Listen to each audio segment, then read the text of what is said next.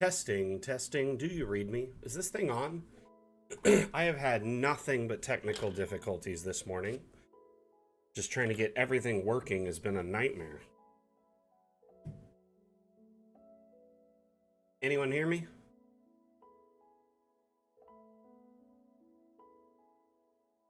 Okay, good. Do you hear the music? Sounds food? I knew what you meant. Just giving you a hard time.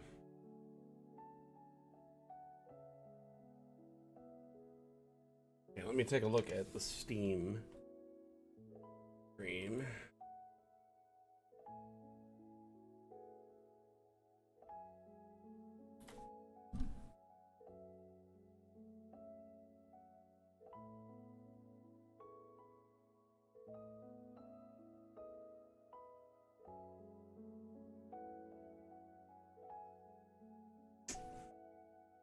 I don't know why the broadcast on Steam will not work.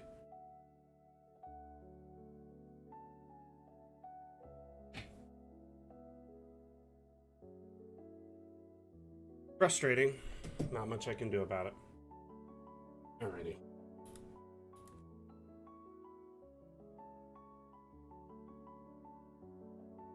Not seeing your comments? Interesting. I should be seeing them on the previous feed. I was seeing them on the stream feed. They're a little delayed from YouTube for sure, but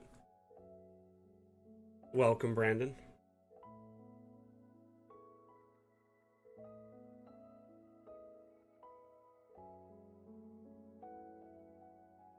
Stand by. One moment here. I have been having, like I said, a multitude of technical difficulties this morning. And I'm not sure why. It's just been one thing after another after another. My computers were having problems. I had to restart them multiple times. Double checked like all my drivers, made sure everything was up to date. Nothing, there was no problems there. Like it just was having issues. It's Monday.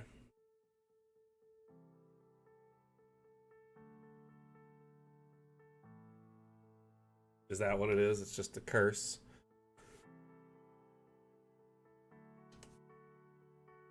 So, how was everyone's weekend?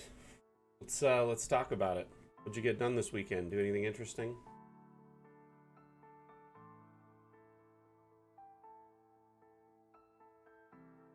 Your case, it's Sunday. You're a time traveler.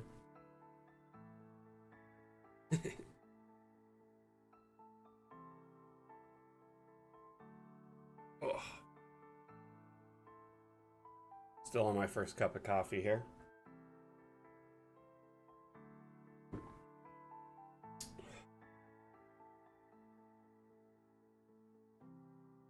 Work? That's what you did all weekend, Brandon?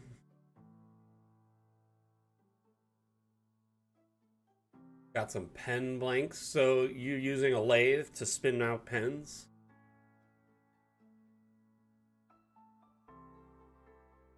That's awesome. What kind of lathe do you have?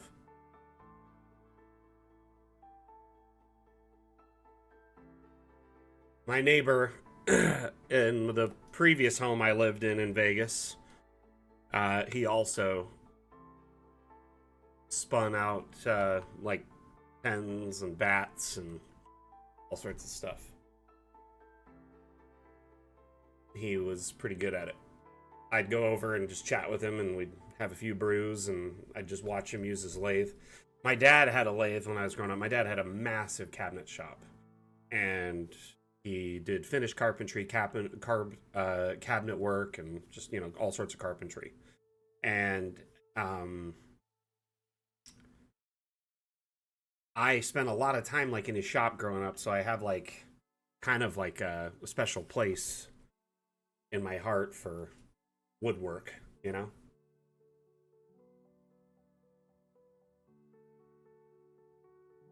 Basic lathe from Rockler. Nice. Sadly, when my father passed, his wife kept most of his tools and sold them, so I didn't get to keep any of them, many of which were actually my weird, my mother's father's tools, so kind of irritated me, like multi-generational tools that didn't go to me. But it is what it is. So, it looks like everything's working. The chat is working. I've got a camera. Y'all hear me, right?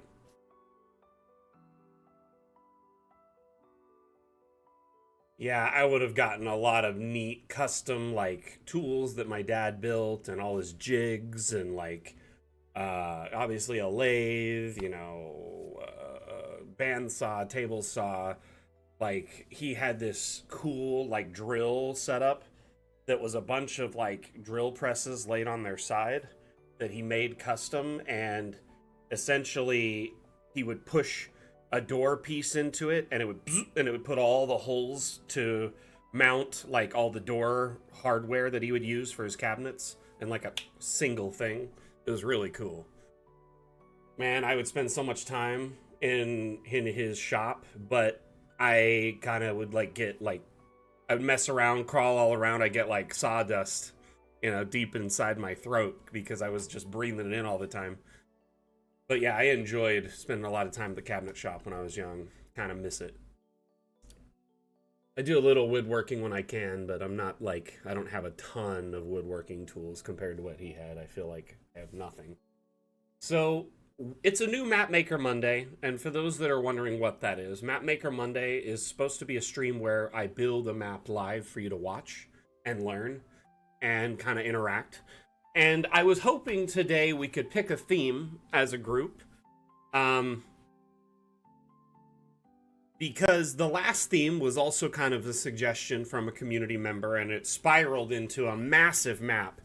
Now, kind of hoping this time we can keep it more simple, and not because I want it simple for me, but I want it simple for anyone watching who wants to learn, who may be new to our community. So the map, if it's a simple concept that we can maybe bust out in 3 or 4 streams tops, would be great.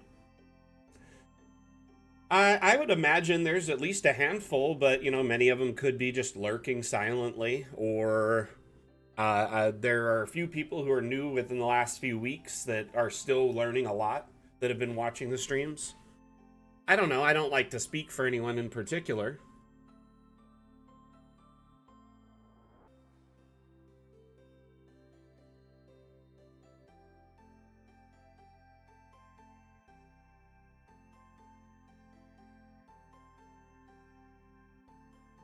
Yeah, I'm having nothing but problems with Steam.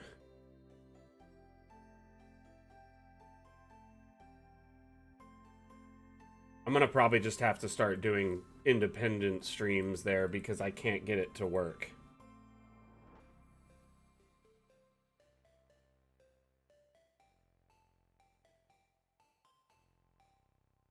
I'm just gonna set it to end in a moment and then I'll delete the event. Feel bad. I'm really just trying to get it to work, but it's just not.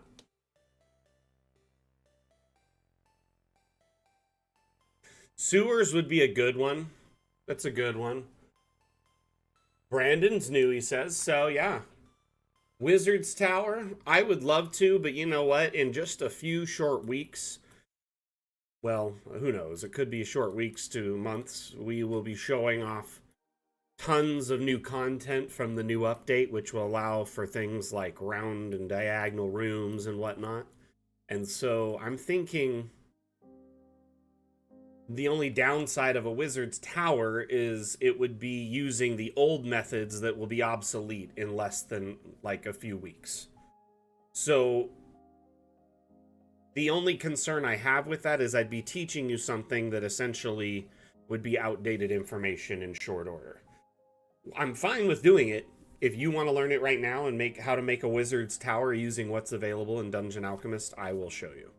But I just want you to be aware that basically in our next update, we're going to add round and diagonal rooms you can raise up and lower. So you'll be able to put a round structure somewhere as a base, and then I guess use this, what I teach you in tandem, to maybe do multi-floor.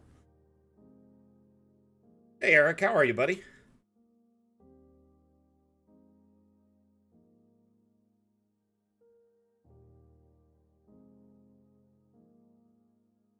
So we've got a bunch of people watching right now, but I think a lot of people are just kind of silently lurking. I would like some input from the community.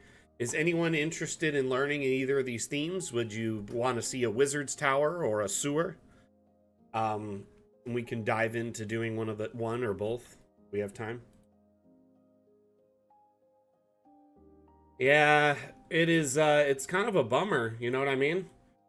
It's going good so far, but there's also some downsides. Oh my goodness. Hold on, everyone.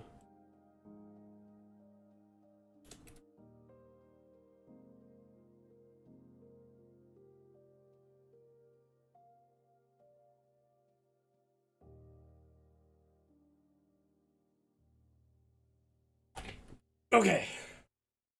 The stream is working. Woo! I see it. The Steam one is working. The second I went to cancel it, it started working.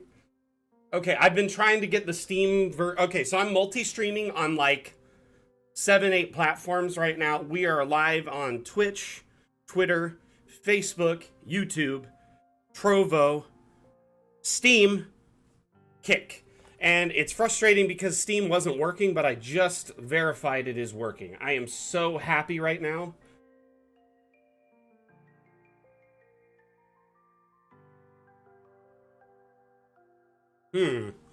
We could have a wizard's tower with a sewer adjacent. Or maybe it has like a sewer escape hatch, and we'll do 2 separate maps.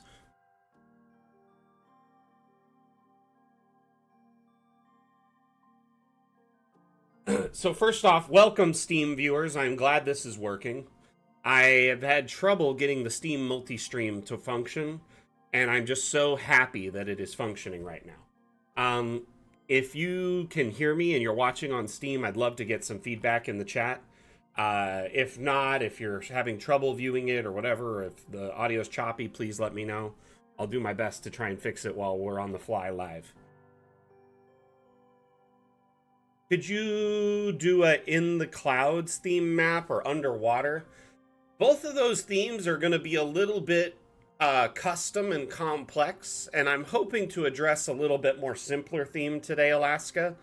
That being said, both of those are possible, but it's more immersion than anything. So, like, one way you can quickly, like, get it to work is to, like, get water to feel right in an area like this forest, for instance. If I go into the lighting panel and change it to, like, this blue color, it immediately starts to look like it's underwater. Now the flora here, or yeah, the plant life doesn't really match underwater, but you can in fact kind of give yourself an immersion setting to make it feel like you're underwater.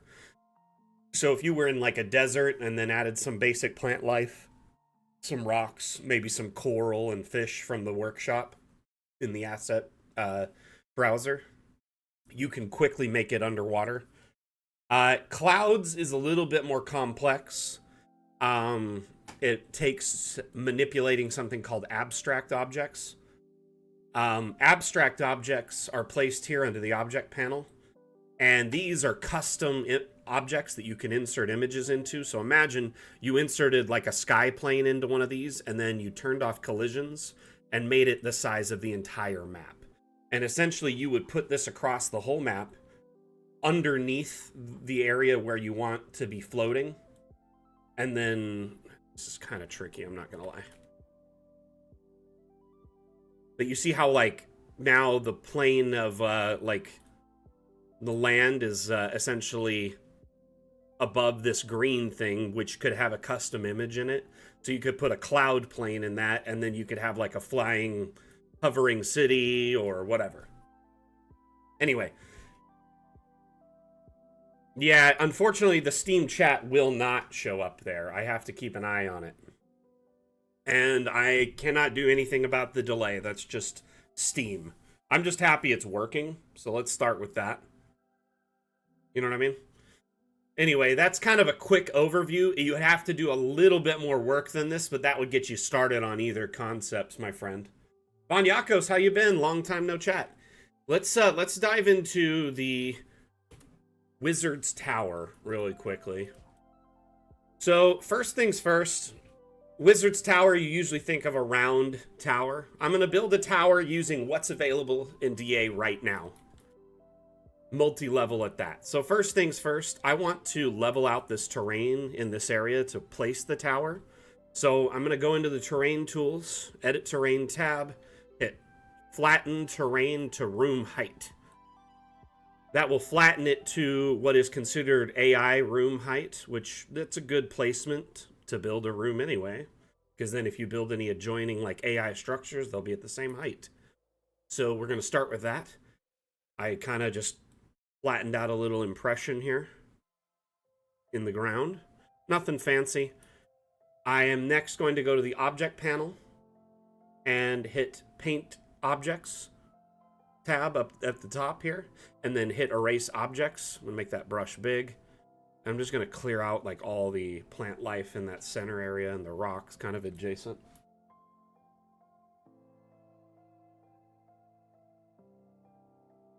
Thank you. Sorry, the missus came in and asked if I wanted more coffee, so I just hurried and finished what I had and gave her the cup, because definitely I need more.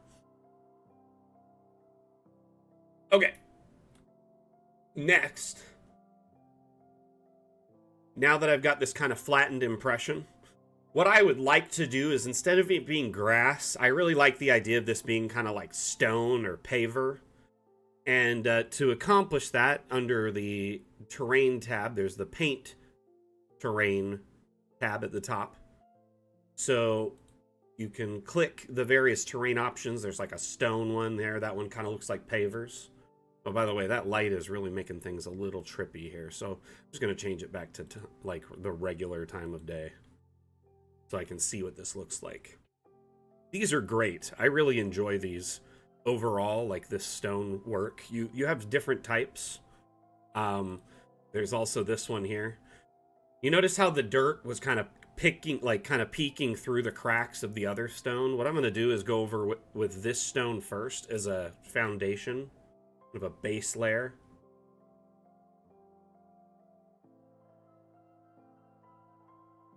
So with Dungeon Alchemist, it's important to, and really any map making program, really any tool at all, a photo editing, video editing, to kind of think of things in steps. Your order of operations of how you build your map can make, or in this case, a map can make a lot of difference in how the outcome, ends up. So first things first, I kind of clear it out an area, made it nice and flat, so it's ready for me to build on. I've laid some stone, but I don't really like that stone to be the kind of paver I wanted around the tower. So for now, I'm going to go back over it with this one. Instead of having dirt in the cracks, now it's stone in the cracks. It's great. Go over it a couple of times. Make sure I really got out. Was there? Okay, now we've got kind of a cool little stone paved area. Next, on to building a tower. So in the object panel, over here in the object toolbar, you have tons and tons of objects. One of the most important tabs in this entire section, though, is the structural tab. If you go to structural, there's like over a dozen subcategories. And in here is like close to 2,000 objects that are like very good for building anything. Think of these as like building blocks and Lego to build essentially whatever you want by hand. So instead of utilizing the AI to build everything, you can use these to build all sorts of unique structures. So we have round constructions is a whole subcategory there. They have these neat little quarter platforms, round platforms, some walls, some tent walls, etc. So if I wanted to, I could take one of these round platforms, for instance, place that as kind of a base.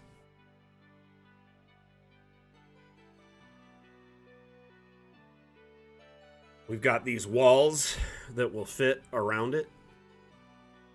Rotate it. and it snaps right into place. I'm going to hold shift before I click to place this. When you hold shift, it automatically duplicates the object. So I'm going to just rotate around, rotate my mouse wheel, and hold shift as I place these. Sorry, thank you so much. Love you, darling. Okay, so now I've got essentially the outside of a wizard's tower.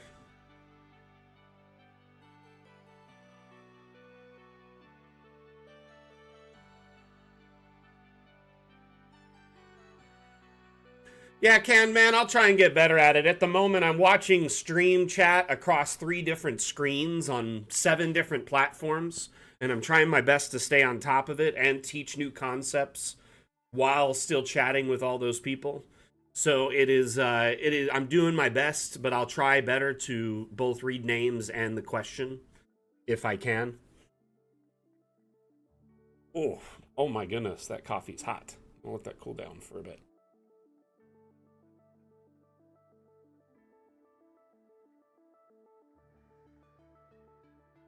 So, as you can see, I essentially have now kind of laid out an exterior stone paver area, which I can trim off and kind of make smaller if I want to. And I have now a tower. I was thinking I could try and center it a little bit better. This has just happened to be where it snapped, and I knew it'd be very easy to snap all this to it because they all have the similar snapping points. Oh, guess what? They're moving together. Easy breezy. They all ended up snapping on top of it.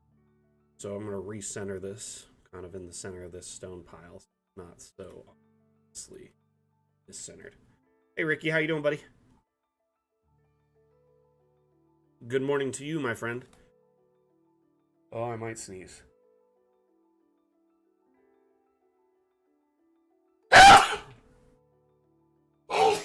Oh.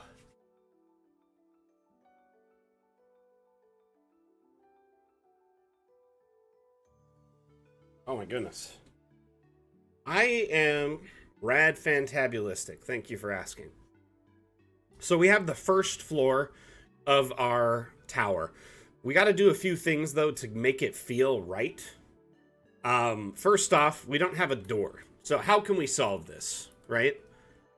There is a few ways to do this. There isn't any really standalone doors. You need an AI wall to attach them. So I'll show you a way to do that, to add an AI wall to this wall and then make it kind of have a door. The other one is to use workarounds, such as a freestanding wall that looks like a door, for instance.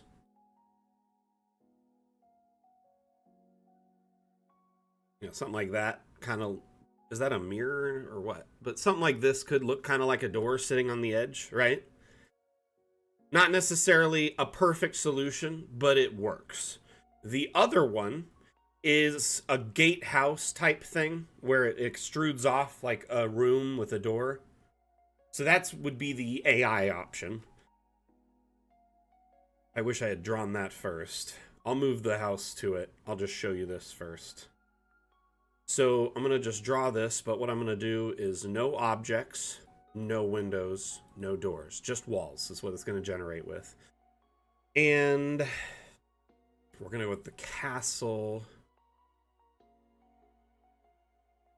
armory. So the walls and floors will likely match or close to. Close enough. I'll change them. So you could find a wall that, you know, is like ideal, similar in this case. So I'm going to find one that like pretty much matches that. Then I'm going to put a door on it. Put a double door. Let's do a drawbridge. Why not? Like that. Or we could do this neat nautical door. Maybe. Is that a triple? Guess it won't go there. So I attach this. This is just a basic example. And then I'm going to just take the structure and move it up to it. Now I have like an attached gatehouse. Looking on the inside, that looks a little wonky, right? Maybe a door is needed there. There are other options for doors. So on the workshop, there are doors. Myself and other creators have shared doorways. There's wooden ones, futuristic ones, modern ones. I saw a vault door for any Fallout fans. I have personally shared a door. So I'm going to use this one because it's my own.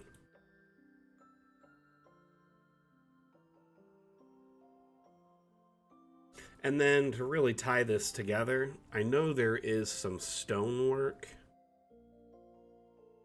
It's like, where is it? Is it under masonry? This. Oh.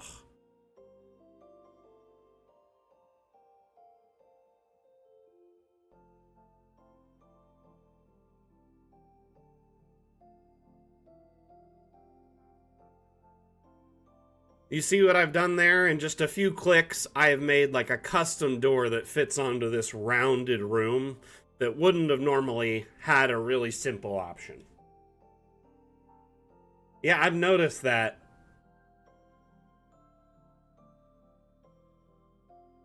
I'm really hoping this migration to a new version of Unity will improve a lot of performance in DA.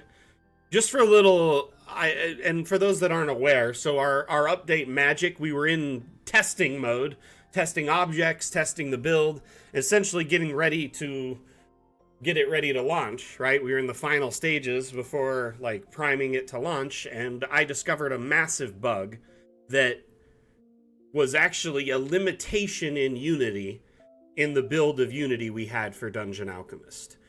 And because of this limitation,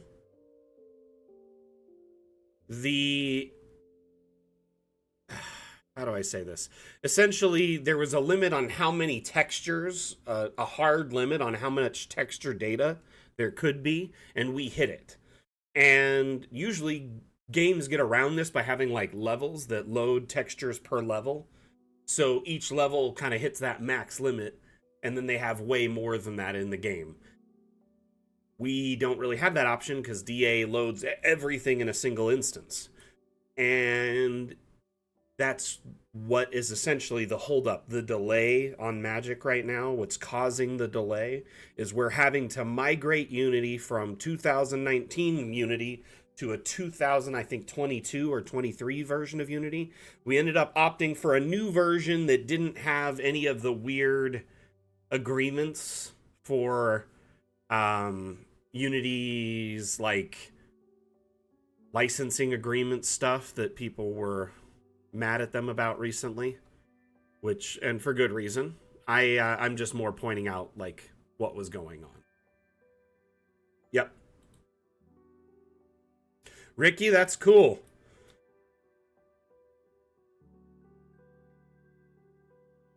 Yeah, so we're not going to be having to worry about that, and this will not affect you in any way other than the delay. Like, understandably, the delay will affect you, but there will be no, like, essentially nothing, you won't be having to upgrade anything or change anything on your end. DA will update automatically. When we update, and that's all you need to worry about. It's pretty straightforward. Come on this side, it's raised up and big, and this one it's not.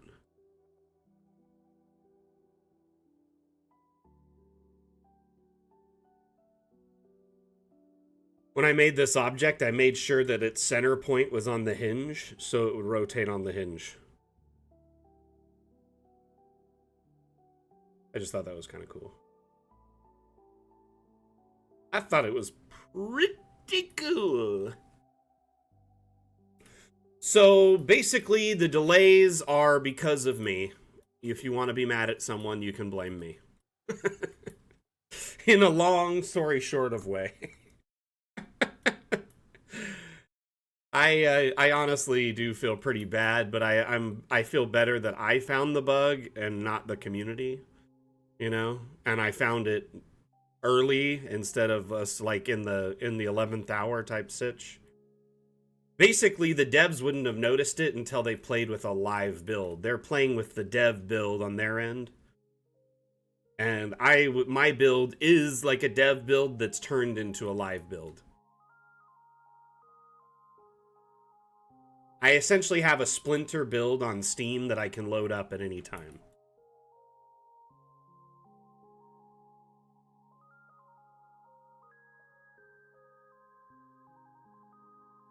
Bane, how you doing today?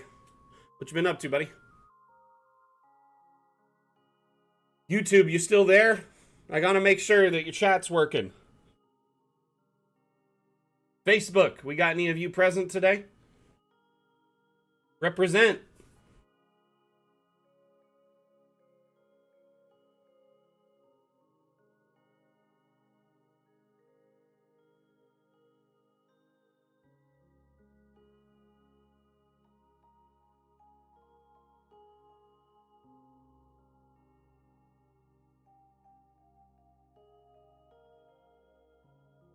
Brandon, you're still present? That is awesome. Thank you for the support, my friend.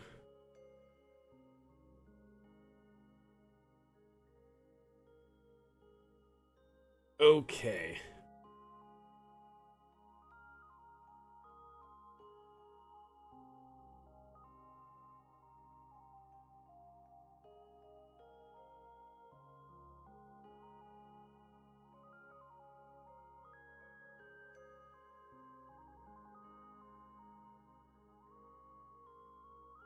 Sorry, I gotta look at something really quick.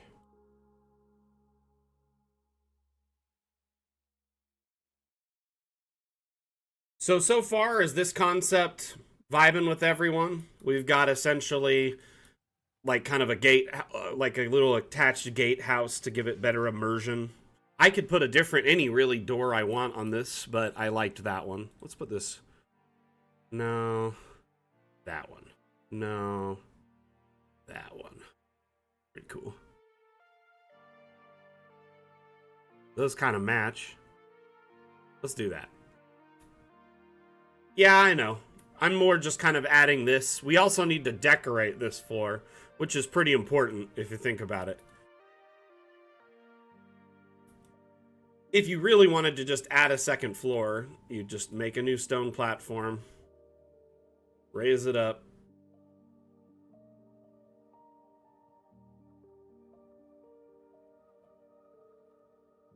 And that's the beginning of the second floor. Now, if you wanted a second floor with like a hole in it, you got to get a little tricky. Remember I showed you all those abstracts earlier?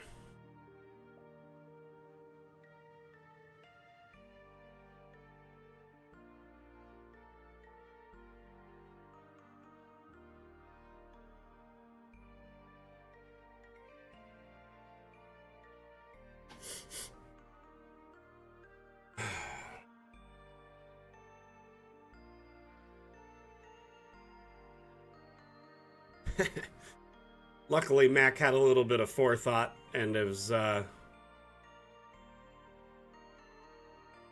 done something like this before.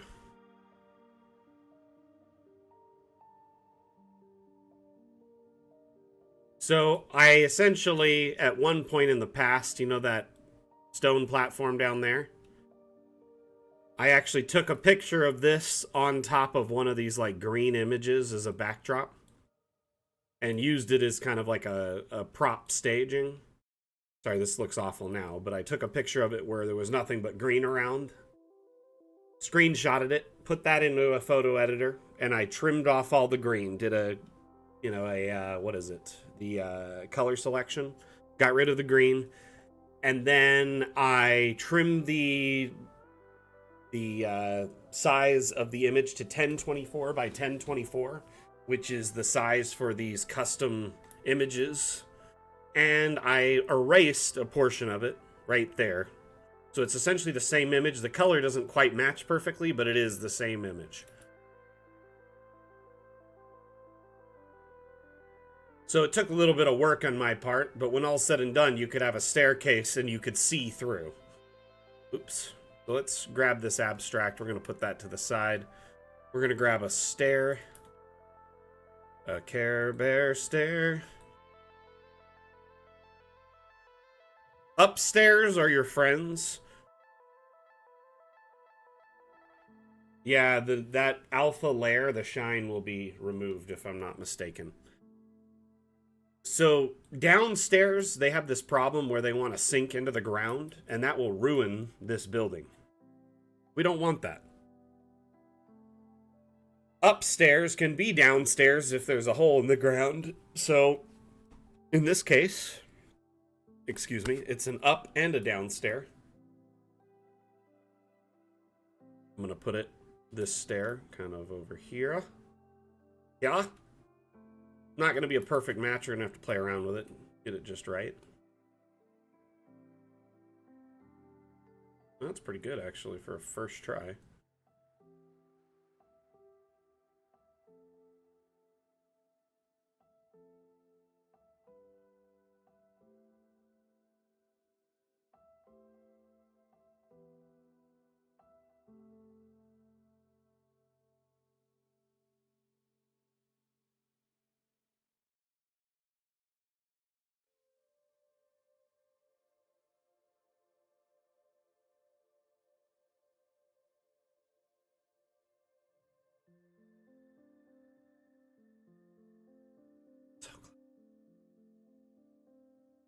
Curved stairs will be there are some curved stairs in the next update that'll fit kind of to rounded walls.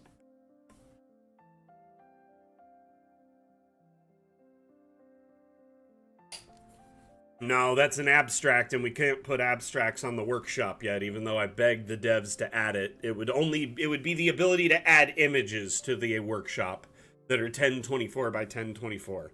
But for some reason, it's taken like 9 months to add. I don't know why.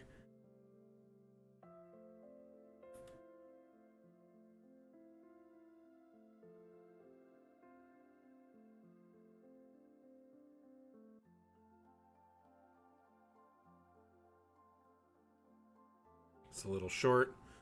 So, we got the right height, or the right space. I'm just going to raise it up skosh.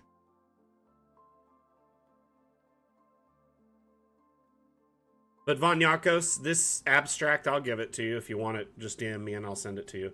I did share it in the asset channel in Discord sometime back, I think, but it's been ages.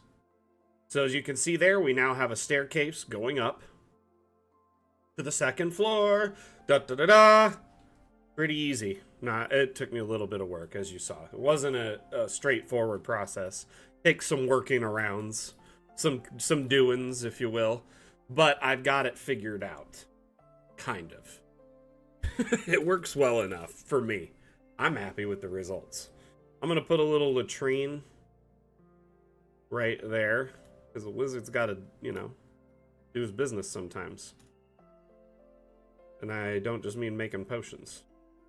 Got to make some crafty brew.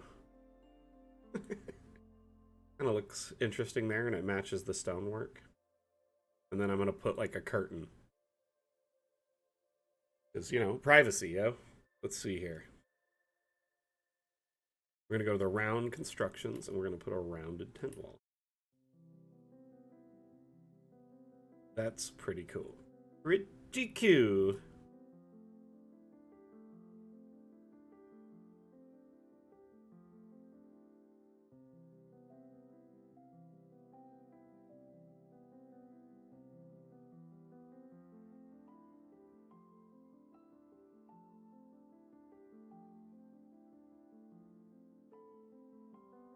I said a wizard. A wizard.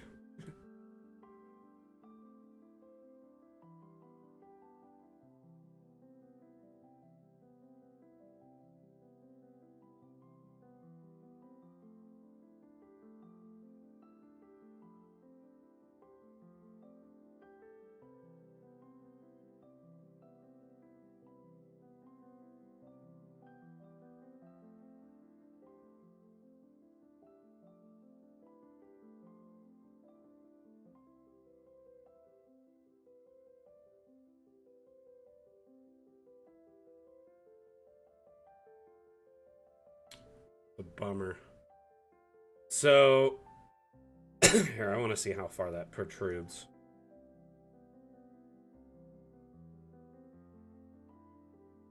It's too much.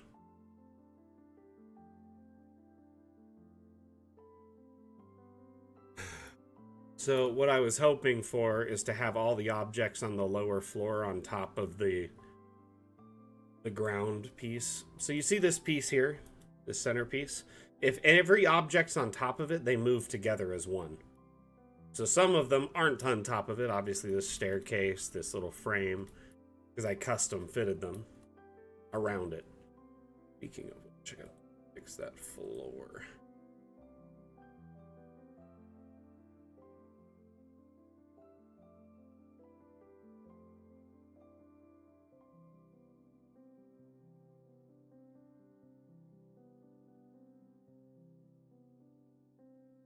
Okay, so now we have kind of a first floor layout. You get the idea here. We could decorate it in due time. I'm going to set up the second... Well, I kind of want to decorate because you need to decorate this before you set up the second floor. Well, welcome, Axe Surge. If you have any questions about the software, feel free to ask. Welcome to the stream. My name is Mac. I'm the community manager for Dungeon Alchemist. These streams are sort of a AMA format, so if anytime you have questions about DA, or Dungeon Alchemist, DA for short, let us know, and we'll help you out. Right now, I'm showing how to build a multi-floor, round kind of wizard tower. Speaking of which, there was something we were going to add to this. Ugh, can't do that. I wish there was a hatch that didn't do that. I'm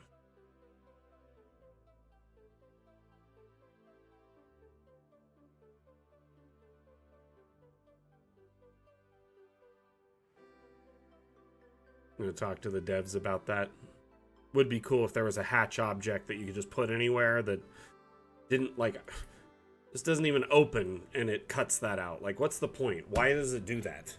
It shouldn't be countersinking the ground. You know what I mean? Like in deleting things. It acts like it should open up and there's like a hole underneath it. Like that.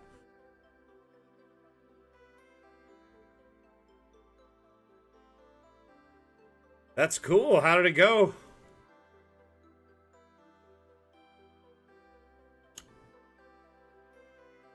Where did my second floor go? No! Oh well. I'll just make it again.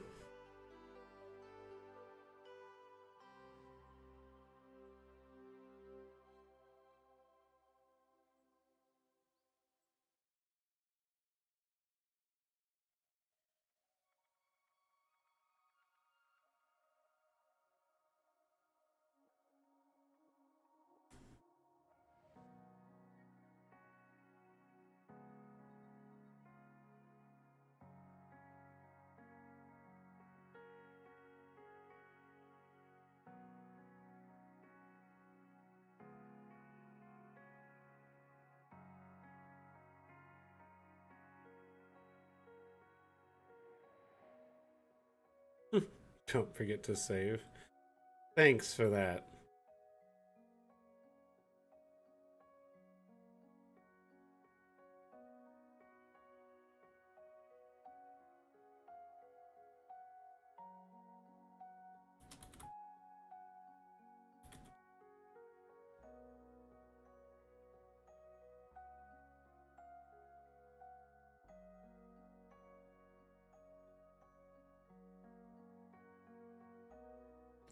So I've been thinking about how we are going to approach the sewer aspect of this build, right?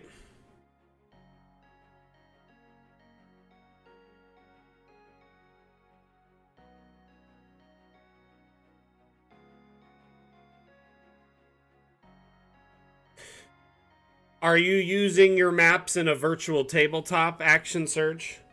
And Can Man, are you? It sounds like you're using a VTT. Which VTT are you using?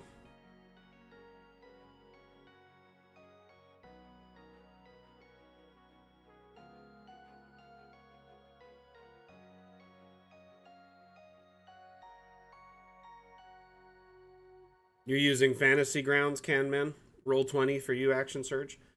I will say, Action Surge, you got a little bit of an uphill battle for animated maps with Roll 20. Only because their stock support for it is like very small file sizes, tiny. Roll 20 just has very like kind of minuscule size limitations on animated maps and static maps. And our map exports, depending on the size, can be hundreds of megabytes. So you're going to have to do tons of compression and reduce the quality and stuff, and it almost ends up being kind of diminishing returns in most cases. Whereas, say, like Fantasy Grounds, like Canman uses, or Foundry, for instance, that also support animated maps, don't have as quite of a tight limitation where it's like 20 megabytes or less. It's actually more like a couple hundred megabytes. Usually the limitations you run into are around like your players unable to load the map because they have potato internet or maybe not a great computer, instead of it being, you know, a limitation around the actual service. So we do offer 30-second animated looped maps for Foundry, for Roll20. I mean, not for Roll20, for Fantasy Grounds. You could technically do 2 exports of a map. If you go to File, Export, and... Ooh, I've got this on grayscale and it looks really cool. So if instead of that you did, say, 1 Roll20 export, right? This one will give you the Roll20 script for your map with all the wall data, the lighting data, all that information. So that one, the script is the important part of this export. You can keep the image as a backup, as a static map. Then go to video export, and you're going to want to, depending on the size, set it most likely on low quality WebM, and then set it to low quality 72 DPI, and then export like that. And that would be a matching video map to that script. So essentially, the reason we don't offer video exports directly for Roll20 is because we couldn't get it to work well and optimized in the size limitations they offer. You can export a video here, and then if you run it through like a compression service like Handbrake, using Handbrake, you can then compress it or change the file format or something like that to make it a lot more smaller and optimized for Roll20. There is also...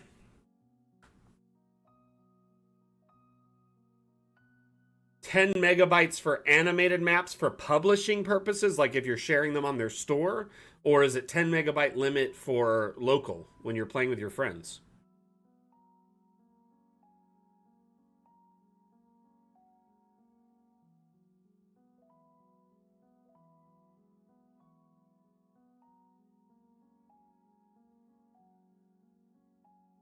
So one thing I will tell you, Can Man, when you do 300 DPI, you increase the map size exponentially.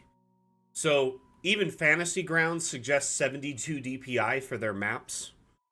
Roll20 suggests 70 DPI. Foundry suggests 72. They all suggest that because it keeps the file size small and allows you to have a much larger map in the grand scale of things. So it is a personal preference. If you get it to work and load, no problem, great. I will tell you, though, as you start, like, a 60 by 60 at 72 DPI is only, like, 20 megabytes, whereas, you know, a 60 by 60 300 DPI is probably 120 megabytes. You know what I mean?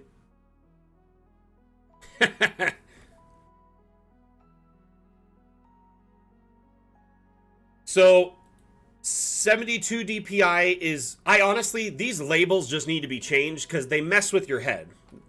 No one wants low quality, and if you can for free jump up to high quality or very high quality, why would you do low quality, right?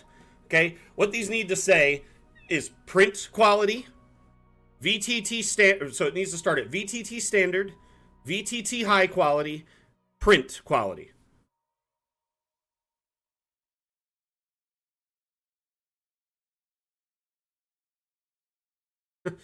Yeah, higher, high,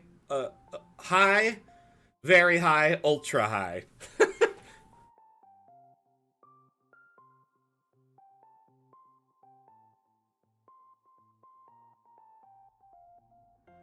Ultimately, if your players all have like god tier rigs and can handle it and good internet, then by all means go for it and enhance your experience. It's just the average person can't do that.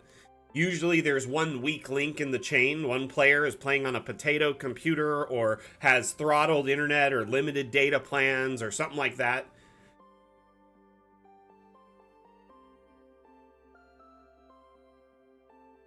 You haven't had any lagging issues in Roll20. Dyson, I appreciate you, at least trying it and now, speaking to your experience with it.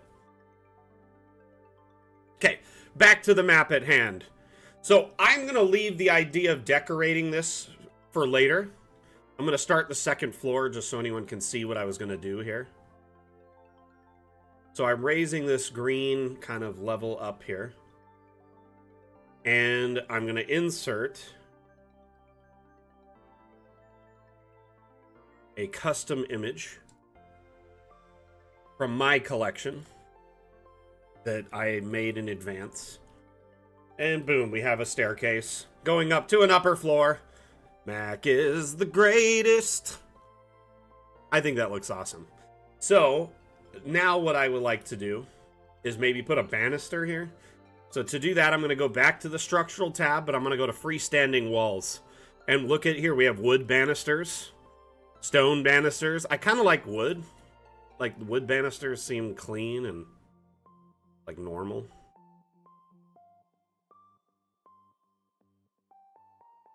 So earlier someone asked if we plan on offering, like, multi-level or layers or slices. It's on the roadmap. At some point we plan to offer multi-level building and exports. The problem is we're kind of playing chicken with every VTT right now until they come up with an apt solution to support more than 2 layers. Most VTTs pretty much only support stock. Most VTTs stock without modules, add-ons, etc. support a foreground and a background layer. So Foundry, Fantasy Grounds, they offer this. And what the foreground or the background would be your base map. And then the foreground would be something along the lines of like arch tops, sign posts that your players can walk under, tree foliage they can walk under.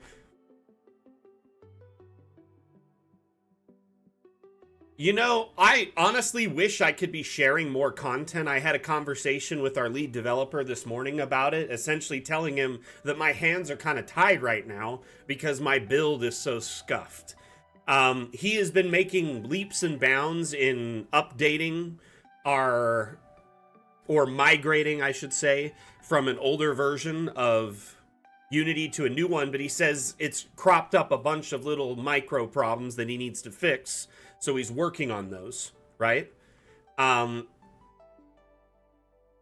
I told him, I'm like, I can't really share content when half of the content in my build is invisible. 90%, like almost 2/3 of the objects have missing surfaces or invisible in my build. And as a result of which, it's kind of frustrating, like, to even talk about it, to share or even discuss it, because I can't take pictures of it. I can't do video.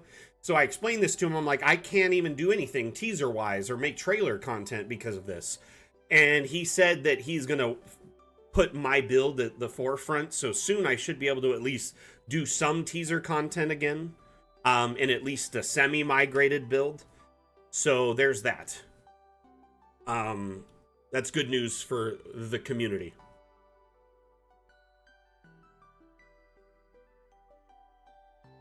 Well, the thing is typically it's my responsibility to just make the content. So I have a build I have access to, and then I make it.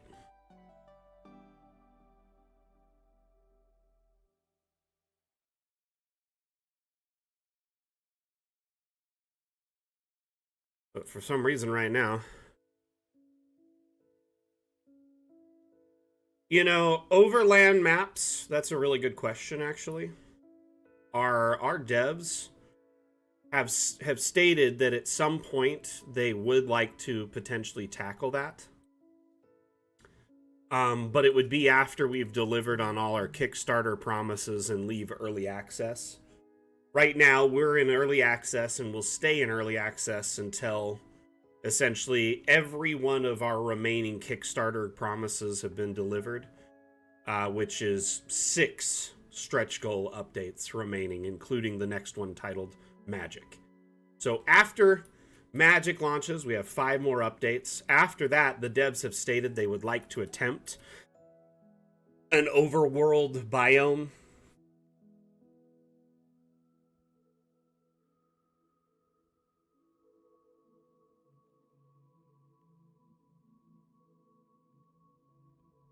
Man, we are a close community. Honestly, I think we have one of the better communities I've ever had the experience of being a part of. And I don't just say that as the community manager to pat myself on the back or to toot my own horn or to make everyone feel good. I say it because it's the truth. There is a lot of toxicity on the internet nowadays, especially in online gaming communities. There can be a lot of vitriol, you know what I mean? And I don't want to point fingers at any communities per se, but I really do appreciate how wholesome and amazing the Damn fam is, as I call them. So when you save a map in Dungeon Alchemist, it saves as a .dam. That's our proprietary file format. And I kind of lean into that. We have the Damn stream. Damn challenge is a map making challenge we have. We have the Damn fam, little things like that. So yeah, we enjoy this Damn stuff. But honestly, I don't have to do a whole lot to keep this community in line. There's very few people who are, that cause problems or drama. Our community as a whole is very helpful, very supportive of each other. They love giving each other tips and tricks and advice, helping each other on the streams, in our Discord, various social platforms. Honestly, ultimately, I think that our community is very, very wholesome and awesome. I love being the community manager for this community, and it just makes my job that much more awesome because, realistically, I don't have to wrangle a whole bunch of troublemakers or whatever, and the largest trolls I have are very, very silly and wholesome as well. Like, we very rarely have to deal with any problems in our community. It's pretty cool. Knock on wood. But, you know what I mean? Cowgirl, welcome. First time chatter says, first time DM, first time player, actually. Planning a one-shot of a gnome rebellion against the drow matriarch who has gone mad for 4 friends who are all also first-timers. Would you recommend using software and all for this? Or more just theater of the mind? So, here's one thing to consider as a first-time DM. How much of the rules and all the math do you know and can manage easily? Especially as a first-time player, that might be a little bit of a problem, right? Now, Dungeon Alchemist is a map-making tool and an immersion utility. You don't really play inside of it. You set up maps that you make, and then you can either print the maps to play in person with your friends or order custom map mats through our partner Kraken Wargames. You can export the maps for digital formats like a video or an image to use on a TV tabletop or a projector tabletop. So again, if you're playing in person. And then lastly, you can export the maps digitally for virtual tabletops for online play. So there's tools called virtual tabletops, or VTTs for short, that work in tandem with Dungeon Alchemist that allow you to import our maps and utilize them in a play space that manages rules, dice rolls, scenery information such as line of sight, fog of war. So it takes a lot of the burden of a DM, guesswork, math, all that stuff. If you're new, it takes that off of you. However, you do have to set this up. It's not like it's on rails for the most part. There is a little bit of setup involved. So, keeping that in mind, Cowgirl, it is totally possible to use software to play games online. It is totally possible to facilitate theater of the mind with DA and both. And honestly, I recommend as a first time DM probably just having a couple tools in your belt to help smooth things along and speed things up. Now, I wouldn't say, hey, go invest thousands of dollars in tools, but ultimately find the balance that makes you feel best and most confident. Are you going to feel confident with a theater of the mind gameplay where you have to manage all the rules and understand everyone's sheets and help manage inventory and all these things? Or do you prefer to kind of have everything be all under your umbrella and manage it? Are you a micromanager and like to keep on top of those things? Maybe you already read the DMG cover to cover and you know how to DM like a pro. You've been watching, seasons and seasons of Matt Mercer DMing, so you know what you're doing. I don't know your situation fully.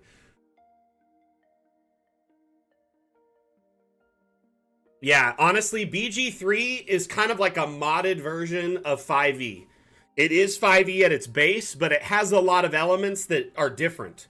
Like the extra attack actions, some of the actions in general.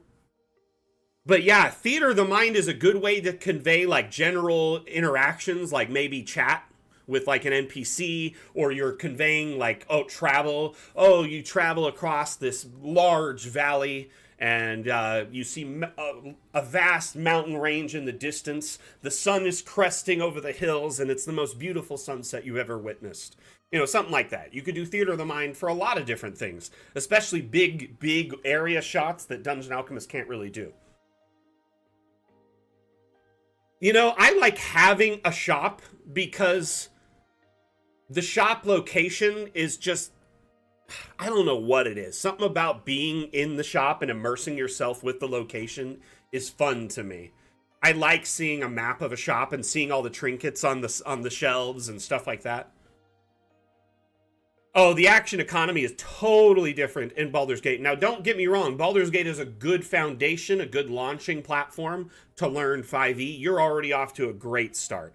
But remember, Baldur's Gate also is on rails. A lot of the math, the dice rolls, everything is handled digitally like a VTT would do. So it might help you kind of, maybe imagine it's like a digital DM helper that holds your hand and guides you through these games.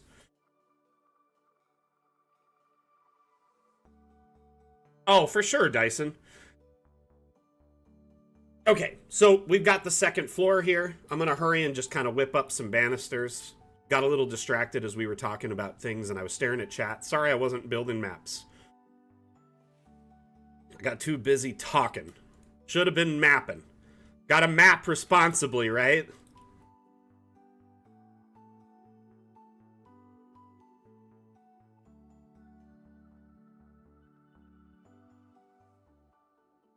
I'm holding shift as I finalize the location of each of these wall pieces. And the reason I do that is it will duplicate it automatically, saving me time.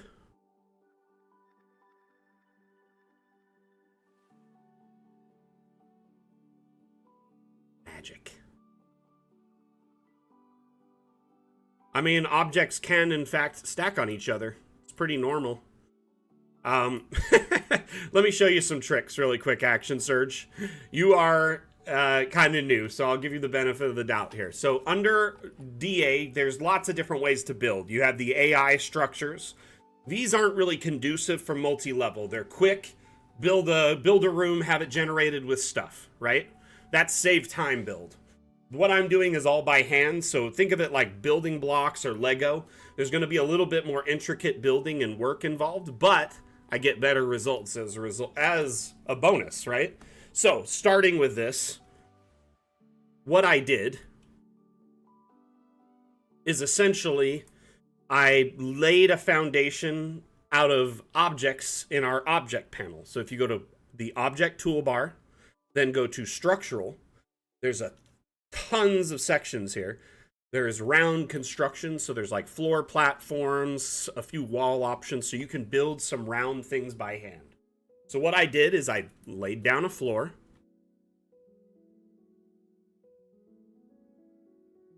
Then I added these walls around it, which they snap right to it. I laid out a staircase, kind of put a little latrine here as kind of a starting decoration. I was going to decorate this and make it like a wizard's kind of like workshop with books and maybe stuff around the outside, shelving and tables and like a desk or something. This is our second floor, okay? The second floor,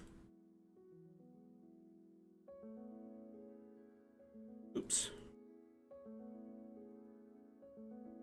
is essentially the same thing copied, but I have a custom floor piece that I made out of these objects called abstracts. These bad boys are blank slates that you can put images into. So I essentially, it's a several step process, which I shared earlier before you popped in, but at one point in the past, I laid out one of these like this, right? Kind of like a backdrop for a photo shoot. Then I took one of those floor pieces that I'm using over there and I laid it atop of it. There wasn't any trees around to cast shadows or anything like that, so kind of helped with the build. Anyway, I took a picture of it, and then I put that picture in Photoshop. I removed all the green, made the image the dimensions 1024 by 1024, and made it all like transparent PNG around the outside edge. So it's just this circle in the center of a blank square 1024 by 1024 image. And then I also erased a section of this right there, so it's PNG blank through that transparent PNG. And that is what the second floor is. So it's just an image, a custom image that's inserted in there.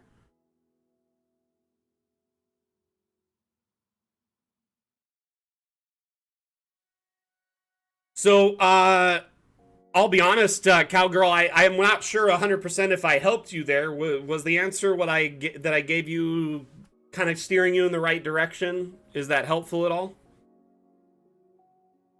Now, if you want to stack objects on top of each other, Action Surge, it's actually pretty easy.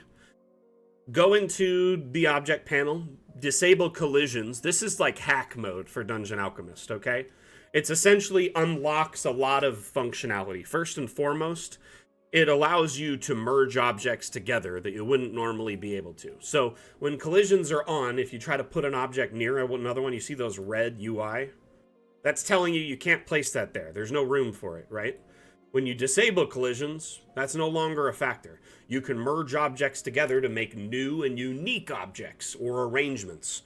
So what I would do is I'll take one of these bad boys. At this point, these stack on top of each other, for instance, like Lego. There's hundreds of objects that do this in our object panel. I'm holding shift, by the way, to quickly duplicate these. These can stack up like walls if I wanted them to. Essentially, all I'm doing is replicating this experience here. Now, lastly, when you have collisions off, two other things happen. You can raise objects up and down on the Z-axis right here using this little UI interaction. That only appears when collisions are off. When they're on, it disappears. It's gone. Collisions off, back. Raise it up and down. Or you can also scale it up and down infinitely when collisions are disabled. So you can make objects much smaller than they're meant to be. Now, this will only work with objects that aren't locked to begin with. Some objects have a lock symbol on them. I'll show you an example. Like this pit, for instance. It has this little lock symbol on it. It cannot be rescaled using the trick I just showed you.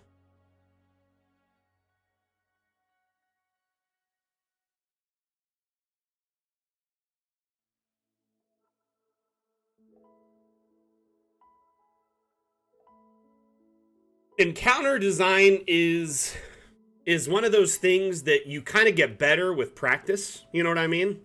You gotta find a rhythm too. As you start making maps, start with basic level encounters. Forest road with maybe 1 of 5 encounters that can happen, or 1 of 6, and you could roll a dice for it. It could be nothing. It could be bandits trying to rob them. It could be someone who needs help. It could be a traveling salesman. I like coming up with a handful of encounters for each map And essentially, I roll for those encounters with each setup unless I have something specifically planned for the story. And that helps with travel, that helps with just kind of mixing things up.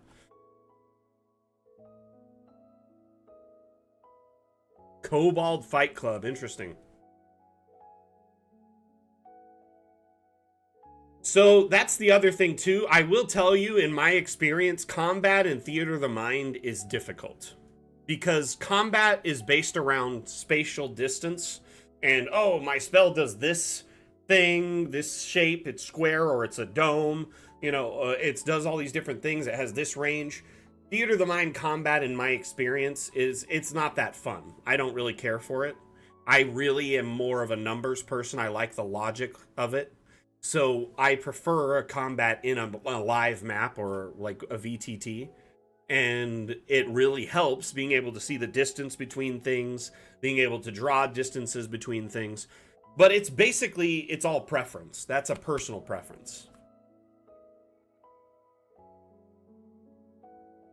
Combat zones? What is it? Tell me about it, Bane.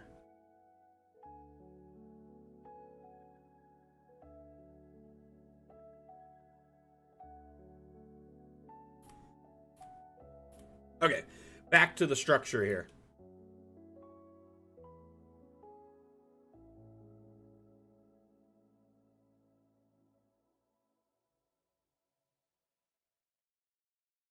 I like that the upper tower is receded now, but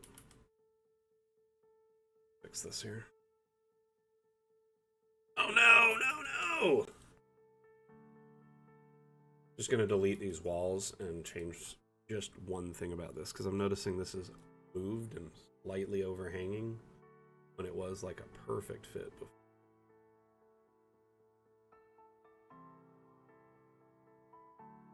Okay, I fixed it.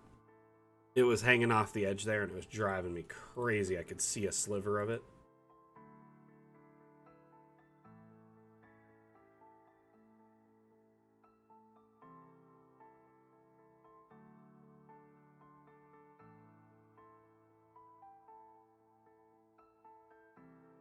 Okay. We now have 2 floors that one can be pulled off of the other really easily. And how I accomplished this is I stacked everything on floor 2 as one piece. Everything on this base piece will move as one piece. So as long as you stack everything on this and don't raise it up and down like I did, like through it or drop it above, or like raise it above the floor or drop it through the floor, this whole thing should move as one piece, which is great for pull aparts, especially if you want to export this as multiple floors later. So you have floor 2, you do file, save as, floor 2, you export floor 2, and you can delete floor 2 really quickly and then hit file, save as, floor 1, and you have splinters of the same map, and then export floor 1. So when your players, let's say you're using Foundry, Foundry has a module called Monk's Active Tiles. You could set an active tile to the door. When they go in the door, it goes through. You could set a tile to the floor of the stairs. When they hit that, it'll teleport them to the next floor, i.e. new scene, floor 2. And you can essentially repeat this process over and over, going up and up and up. So, I mean, if I wanted to,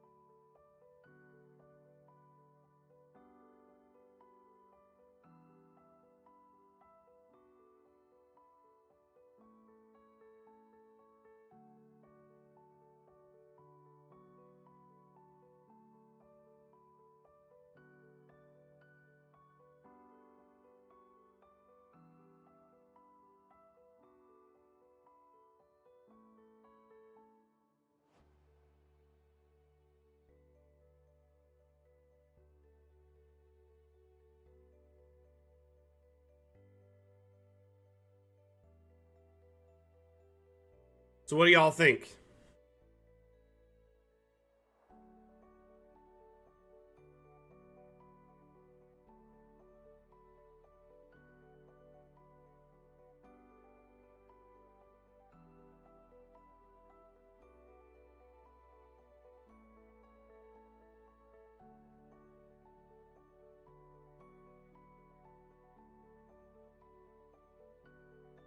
So in short order, I've essentially made a cool little kind of paved area with a gatehouse and a multi-floor structure.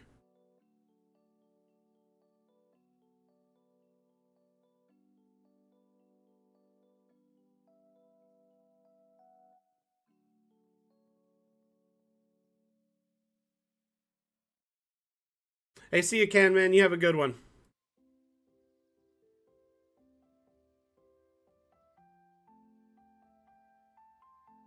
Well, Cowgirl, if you have any questions related to the software, feel free.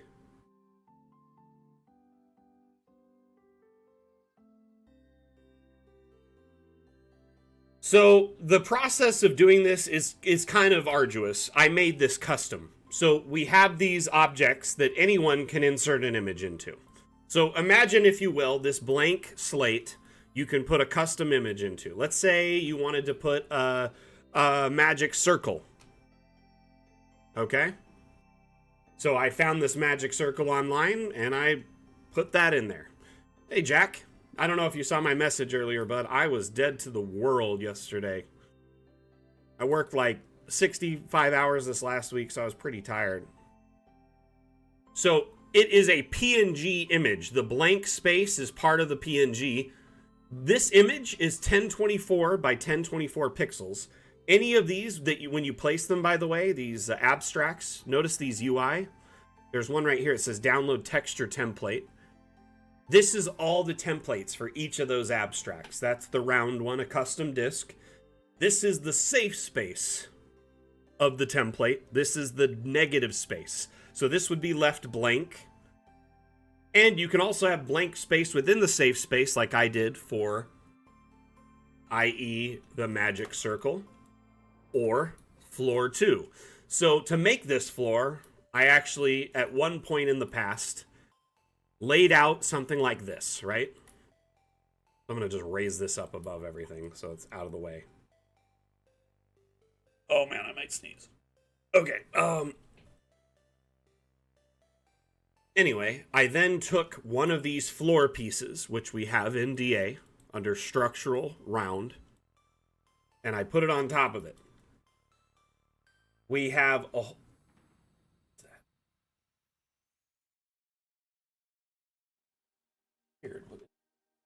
weird overlay on my screen.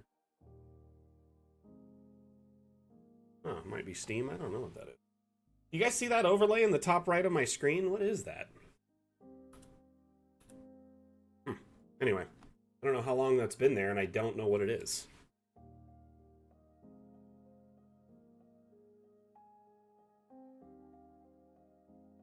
Interesting.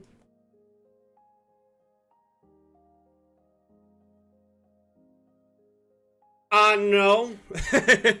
Honestly, this isn't spiral at all. It's really just my technique to this.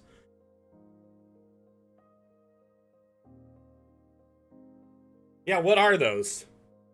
I don't know what those are. I've never seen them before. That is really weird. In the top right corner of my stream is a little icon, and I don't know what it is. That is really weird. Okay, it's not the chat. It's something in Steam, I feel like. Oh, it's definitely something in Steam.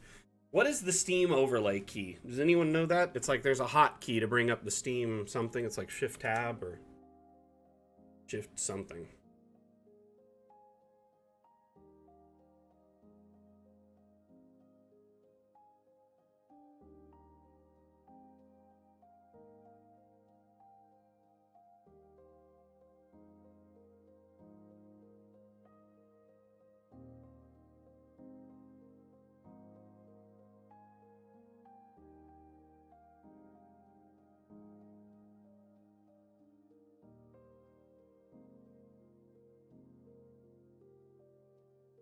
That.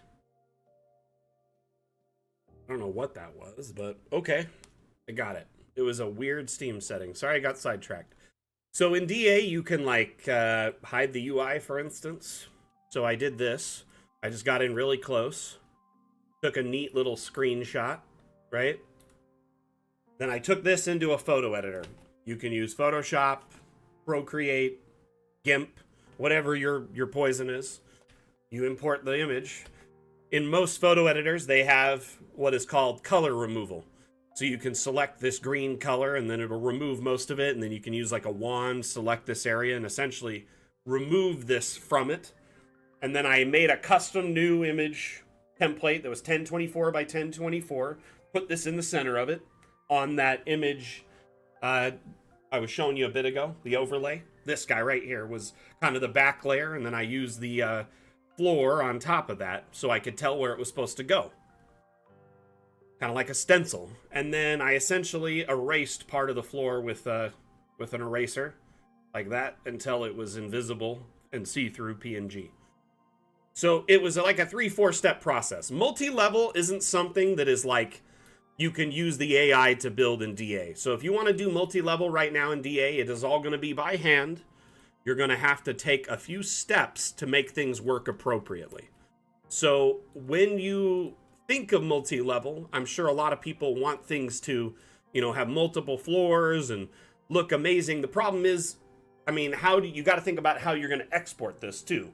Right now, a multi-level, this building will not work for much of anything unless I pull it apart, delete each floor, and export each floor individually. Does that make sense? So it would essentially be a new map for each floor. I'm just building it as one, so it immerses better from a top down.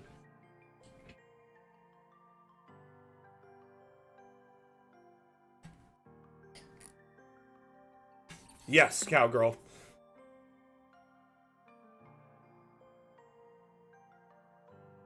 Yeah, I know I have Steam viewers, but it was a weird overlay thing that shouldn't been there.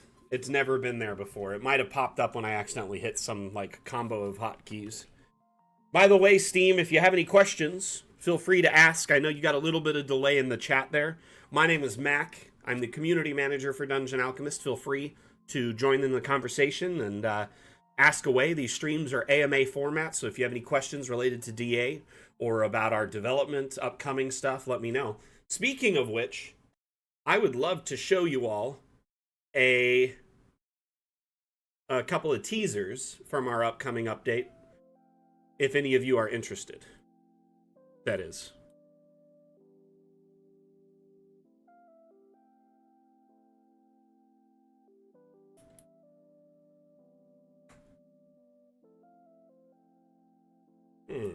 Why is undo not? Oh, that's why.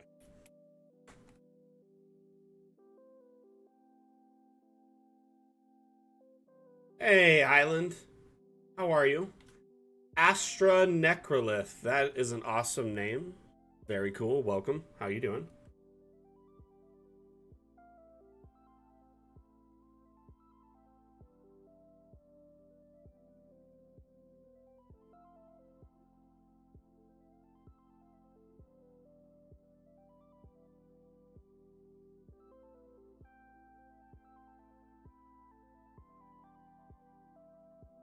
Oh, cool. Appreciate it, Where's One.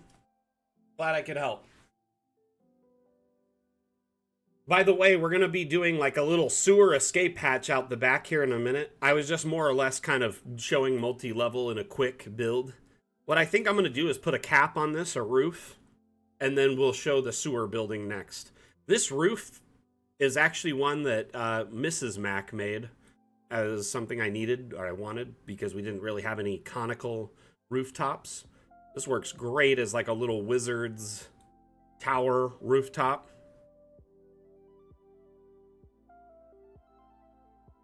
Kind of have it draping over the top there a little bit. There's this one, and then the devs added 2 roof options in the last update that were kind of snuck in. This shingled spire looks really cool as well. You have a couple options if you want to just add a quick conical roof. This one looks interesting. I like the whimsical style of it, how it's kind of to one side. Hey, old man Garrus, how are you, my friend?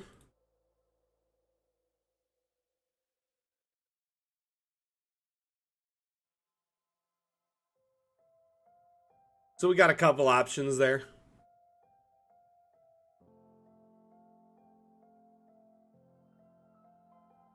Okay, I'm gonna pull up some teasers. It looks like there was some interest in chat, so I guess I'll share some. Some of you may have seen this, some of you may have not. This is one of the new biome room types that'll be available in the next update. It is called Pocket Dimension. So we usually include, 4 or 5 new room types with every update. I believe we have, so there's Pocket Dimension, Magic Shop, there is Potion Class, Artificer Workshop. I think there's one more. I believe there's one more. Can't remember what it is off. Oh, Witch's Hut. That's what it is. At least 5 that I know of. The new update will also be sporting 2 new environmental biomes. One is the Fae. So, stuff related to the Fae plane.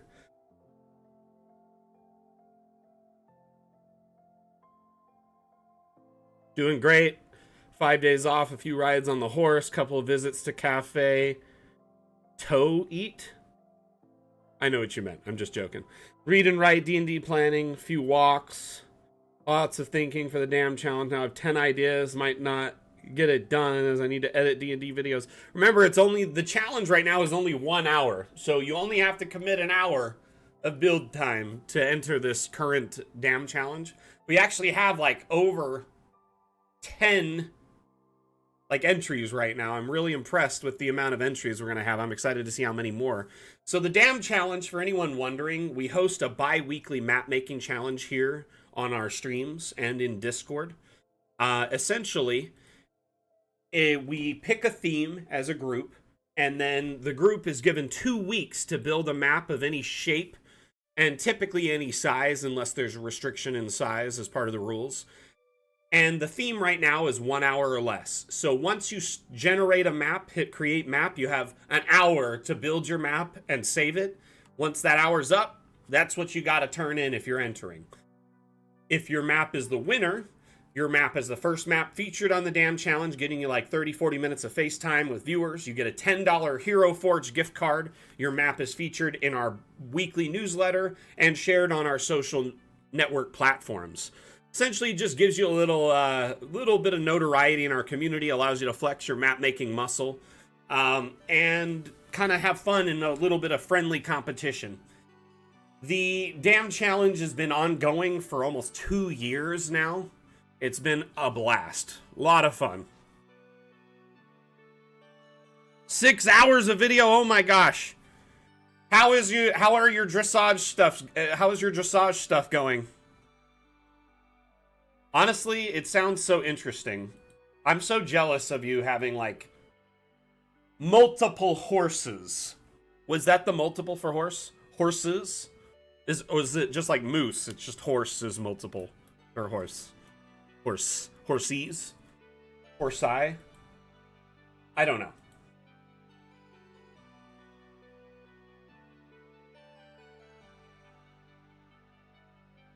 Hearse.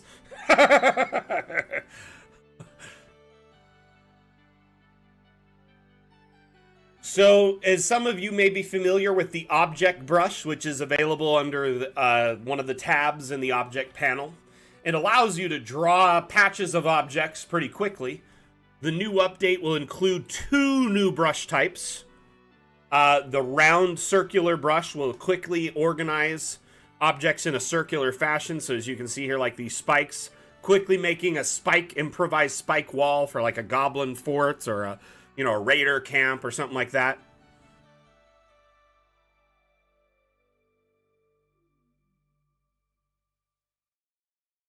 Undomesticated equines could not keep me away. There is also a lined version of this same brush coming out. So you can draw a line of objects. So imagine making the wall in an S pattern or a zigzag. So you can make quick Roman forts or patterns of rocks, skulls, anything in the object panel. So it's going to be a very nice improvement, quality of life improvement. One of the things I'm most excited about in the next update is our partnership with Bite the Bullet Studios. So Bite the Bullet Studios is a very talented pair of 3D artists, sculptors and artists, and they make amazing tokens. You can, buy their tokens, they 3D print them and ship them out, or you can order the 3D models and print them yourselves and paint them. We partnered with them to get custom tokens for each of our future updates going forward. So in Dungeon Alchemist, you have the option to place a token in the map, to wander the map in first person to get a kind of a player eye view. This is a great way to immerse your players in the environment. You can walk around, take screenshots, record. You can even stream this over Discord to your players. So you have a couple of options here, if you really wanted to. But, shoot, kind of lost my train of thought there. These tokens, there's a limited amount of them. We include a few. You can download some from the workshop under the asset browser. There's tokens. You can just search by, like, most recent and see all, there's hundreds of tokens, pages and pages of tokens, okay, that are free. And they have different options. So you have characters, monsters, NPCs. They're different categories. So you can look at these. Some of them are even animated, okay? And these have been shared by our community members. You can access these and use them in your maps. Or you can use some of the ones we've included. You also can link a Hero Forge account. In the next update, there'll be a new section right here that has the Bite the Bullet logo. That logo that was on the image I showed you before right here. And every update will include a swath of tokens from Bite the Bullet Studios.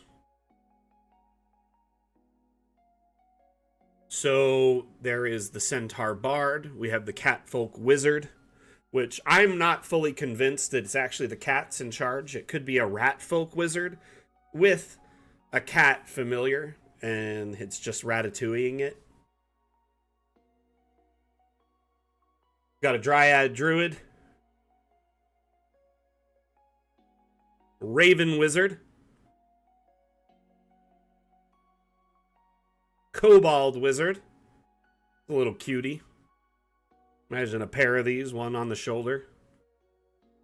He's riding the other one around, and they're in a big trench coat, trying to convince you they're actually one person. Probably. Hey, Kraken, if you have any questions, feel free to ask. By the way, welcome to the stream. My name is Mac. I am the community manager for Dungeon Alchemist, so you stumbled into the right stream. This is our official channel. We're actually talking about some teasers from our next update titled Magic. We don't exactly have a release date at the moment because we ran into a slight delay due to some changes that we have to make from some major bugs that we found during testing, but essentially, the new update will be forthcoming shortly, and we're just sharing some stuff from it. But if you have any questions, these streams are AMA format, means ask me anything. So if you have any questions related to Dungeon Alchemist, feel free, and I will do my best to answer them. Okay, so we looked at all of the tokens. I'm kind of rethinking this right here. What I want to do. Oh, yeah. And then what I'm gonna do, this is gonna be, I'm just gonna erase the walls on the outside. We're gonna make a patio. And I'll put the door there. Maybe.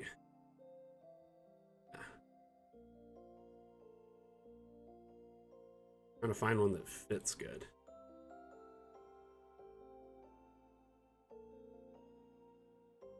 None.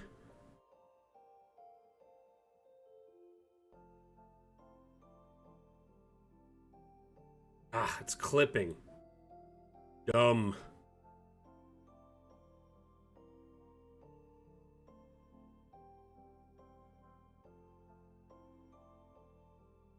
I did. Whenever I think of a wizard's tower, I can't help but think it's round. It's impossible for me to detach the two from each other.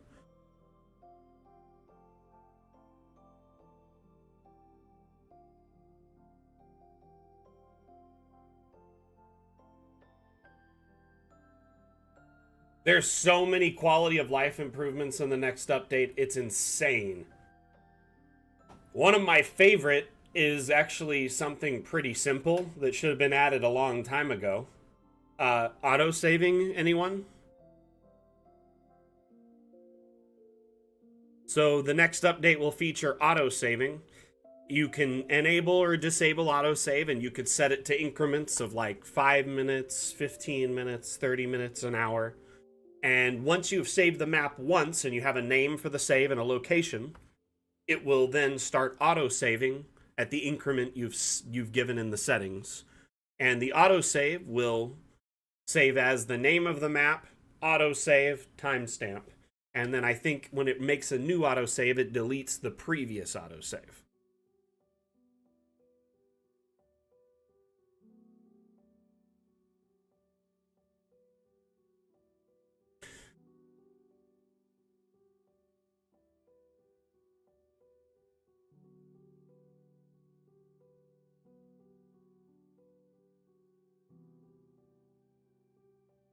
Anyway, I was trying to show a difficult concept in DA that not everyone knows how to do, which was accomplished by making a round multi-floor tower. So I would say, mission accomplished in that regard. I'm kind of feeling like Merlin vibes from this, like...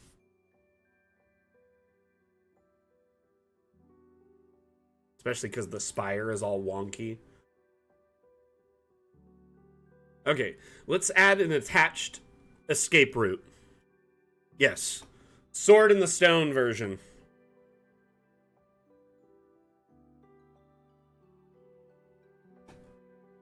So, Dungeon Alchemist has some neat things that you can do to kind of give off the impression of underground or a basement.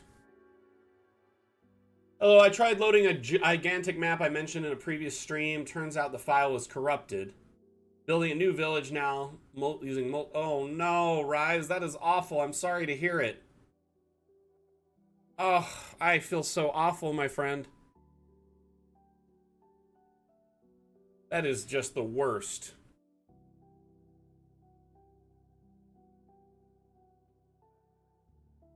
Okay, so what I am going to do is I'm going to use pits.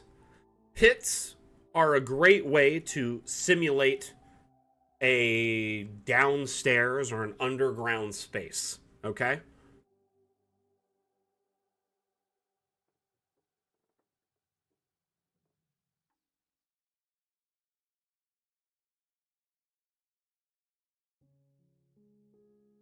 So remember earlier I said save map and have one as like map A is the main map that would have all the terrain, right? So assuming we had a map A, we would save it. And then this would be map B with the sewer escape route that is attached to this building, okay?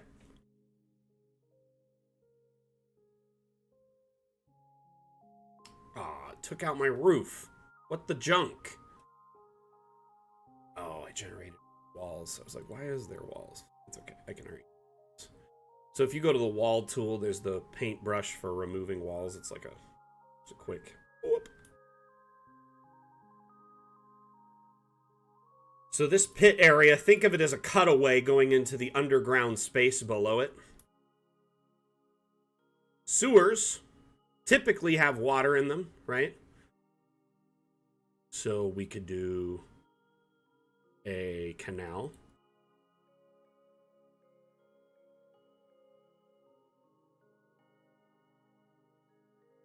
Oh, it's raised. What? Oh, I know what I need to do. We need to do a floor type. So if you go to floors, we also have pit floor types.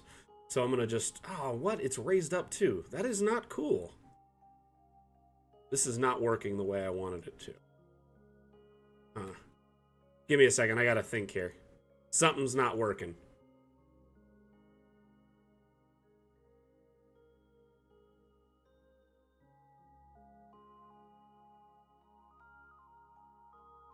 I got an idea.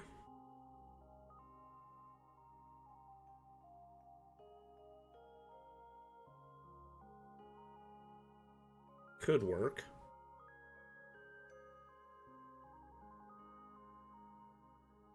Okay, this is going to be wonky as all, but I think it might end up working. Maybe not. No, why is this being so weird to me? It won't let me delete these walls. Okay, never mind. I have no idea what I'm doing. I was hoping to make this feel like a water pit with like a canal through the center, but I am like not getting what I'm looking for here. I don't know. I've messed this up. Let me try something else. I've got another approach here. We'll do a different one. We'll do it physically. More manual labor. So I'm going to go into the terrain brush, and instead of that way before,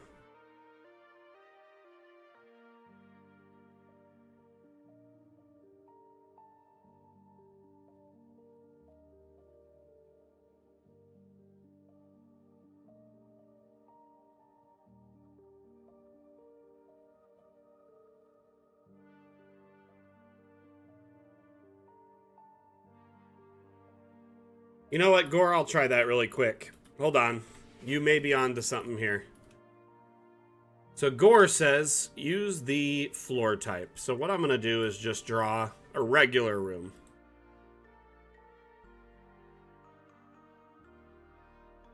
Trying to find the...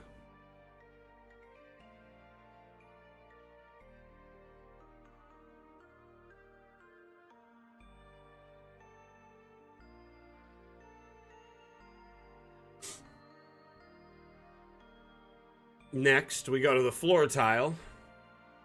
See, I was trying to do this, and it was being a butt earlier, but I think we've got it now. But see, that's not underground the way I was hoping for. Oh, Ice, you can totally generate rooms without walls. So if you go to generate a room, there's AI settings. You can generate rooms without objects, without lights, without windows or doors. So you could just generate a flat room. I love this too. Under the AI settings, you can generate organic rooms. So let's say you wanted an open air smithy right here, right? So it just puts it in that space, like an organization of objects in that location. Oh no, did I delete my second floor by putting it there? Yes, I did.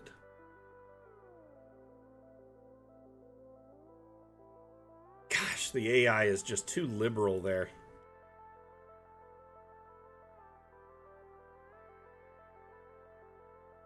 It's like trying to grab something 3 blocks away and on a different floor. It won't grab the one on the same level, but one above it.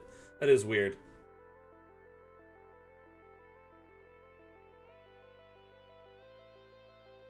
Definitely experiment with all the little tools and see what they do. All the icons kind of expand. These little hamburger icons is what they're called. They expand what you can do in DA exponentially in each menu they're available. Brandon says maybe multi-level or building at any height. You know what, my friend? We are definitely working on that. In fact, our next update will include the ability to generate rooms at any height. So that will take away a lot of the guesswork in the AI room generation. At any level, you can countersink them, you can raise them, etc.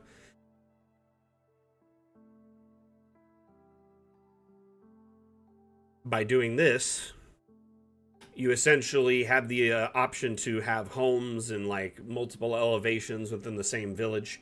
You'll be able to rotate the structure, sink the structure, raise the structure, move the structure, all before generating it.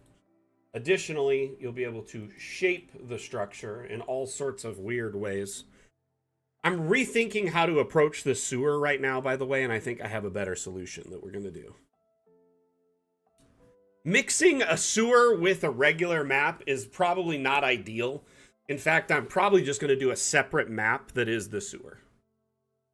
I've made a beautiful sewer already that I could show you. I definitely know how to make sewers, and I made it before we even had canals or sewer piping or anything like that.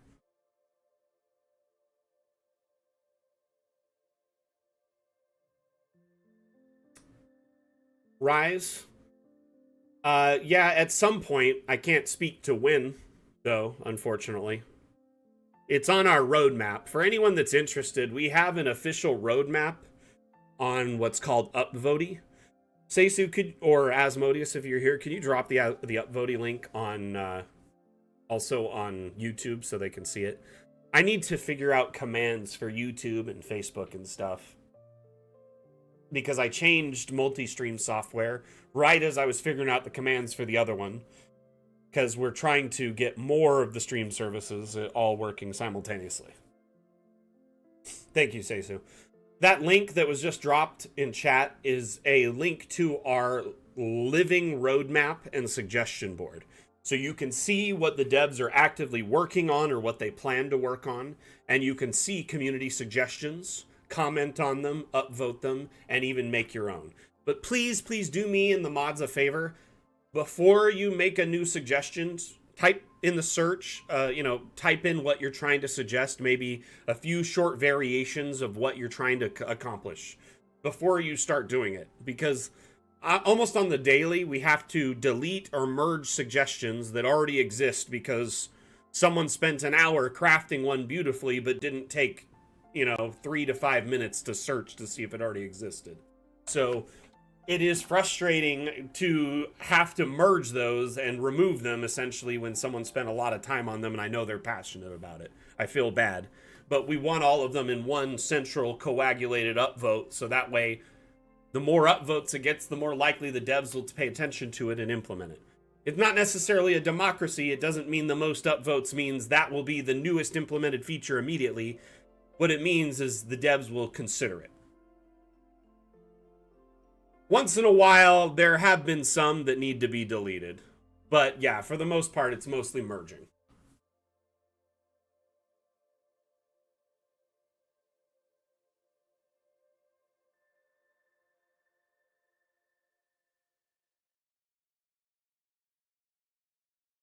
I mean, you can raise or lower the structure anywhere within the topography within DA already. So, I mean, as long as it doesn't go over the max height or the max depth, then yeah, it's fine. It's not just the 3 levels that you can raise it up and down between. You can do anywhere in between. Bottom to top and anywhere in between. So as you see in this video, what's very interesting about this is the shaping of this structure, okay? Notice angled walls mixed with rounded walls. These rounded bump outs or angled bump outs, you can also do cut ins, so it could be like a bite into the house, like a cut out of it. You can rotate the structure before generating it. No longer are you fixed to the DA grid. What's most impressive about all this is after you shape the structure, so you could shape the structure off to the side somewhere and then drag it over to where you want it after the fact. Rotate it and then place it there. And then it'll tell you if it'll work in tandem with that space. Isn't that cool?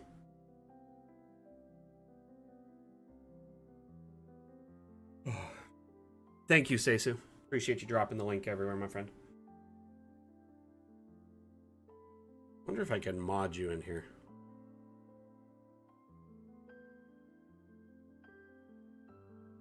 Make this user a moderator. Won't let me add you as a mod. I might not have permissions to do it. I'll talk to the devs about it, okay? I don't have full permissions on Steam, which obviously makes sense because it's like the root of our operations, and I don't know what I'm doing fully on Steam, so probably not a good idea to give me like access to everything.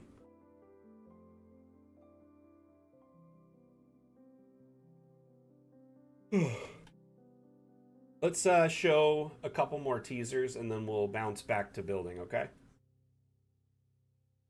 So remember that bard I showed earlier? Here's some variations of the paint options that'll be available. There's some skins that you can quickly swap between.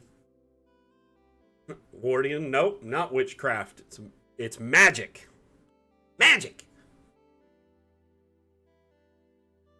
I mean, depending on where you live, your village is most likely on a grid.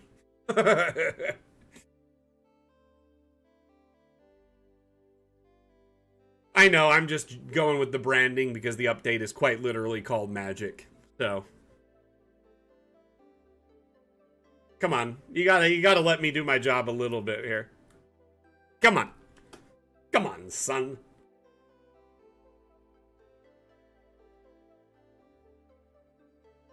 Okay.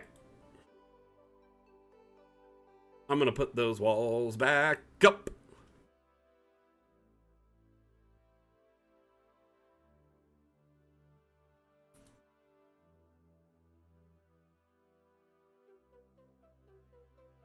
I've got an idea.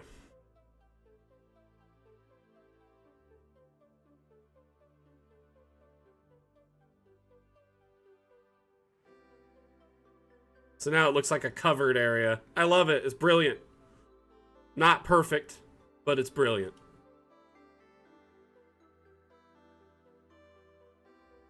Right, Stormy? Honestly, I'm pretty positive that our lead dev Carl has made some sort of pact with some sort of eldritch beast or like demon, because he literally will be like, "No, this is impossible. Can't do it." 2 days later, "Oh, I figured it out. It works." What? What? It makes me laugh every time.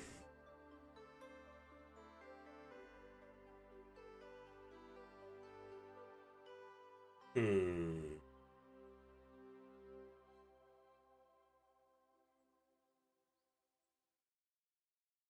I just saved the map. I think we got a good amount accomplished on today's build. I think next stream we'll decorate the inside and then we'll approach the sewer.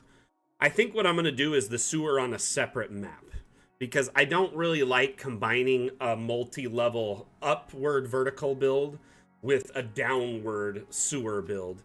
It's going to cause a lot of headaches and make it very hard to build correctly. So what I will do, and I'm sorry I didn't get to address the sewer today. We got a wizard's tower started. What we'll do is we'll decorate it next stream, and then we'll address the sewer.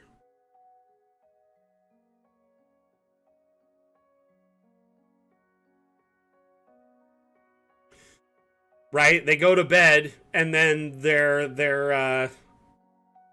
patron whispers the solution into their ear as they sleep, like a siren song. So, you know, whatever.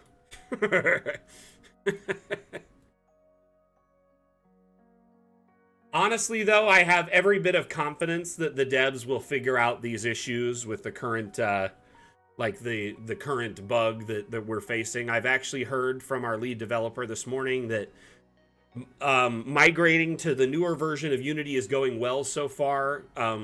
Pretty much not nearly as painful as they thought it would be. But there's been a few issues that have cropped up. They kind of suspected this would happen.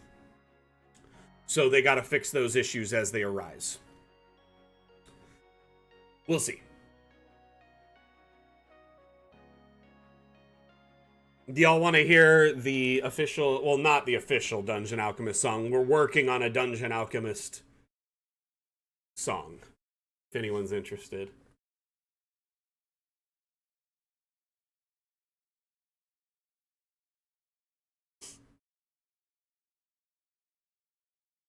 You know, Brandon, our YouTube page is just loaded to the brim with old streams, tip videos like shorts, you know, teasers, stuff like that. I'd recommend it. I also recommend joining our Discord, because it's a great way to get support and help any time of the day, not just when the streams are live. Our Discord is fantastic. It is like one of the best places you can be. It's a big conglomeration of our community. There's over 33,000 members. We have a place to share maps. We have a place to share assets like 3D models. If you're making them and sharing them, you can post them there. We have GM chat, so you can bounce ideas off of other GMs, get ideas for your campaigns, or come up with ideas for stat blocks, etc., maps, etc. We also offer 2 different support channels. There's a general question channel where you can just ask any questions related to DA, and a support channel to get more in-depth support.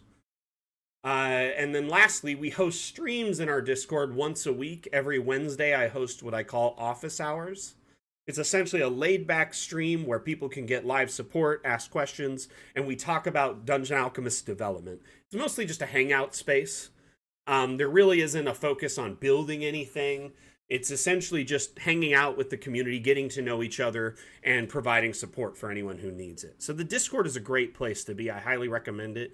We have events at the top showing you all our upcoming streams and launch information, teasers about the upcoming update will be shared there as well. Definitely do it. And this goes for any of you.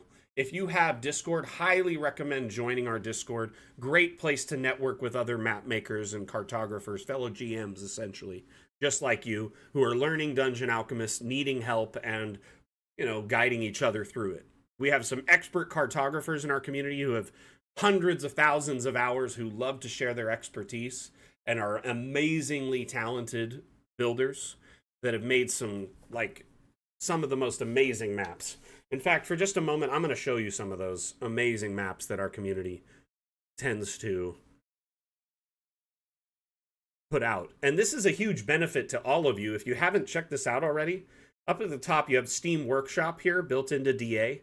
You can browse maps or 3D models that have been shared by the community. As I say this, there is over 33,000 assets and 8,000 maps. And these are all free to download and use in your copy of Dungeon Alchemist. Be wary, some of the maps are massive. You might need a more powerful computer to open them, or set DA to low before you load it. 18K, I don't think anybody has 18K hours. I have over 2,000 hours with Dungeon Alchemist, but I mean, it's my job, so it makes sense, right?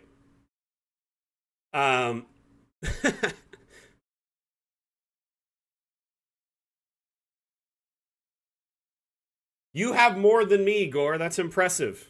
Not many people do.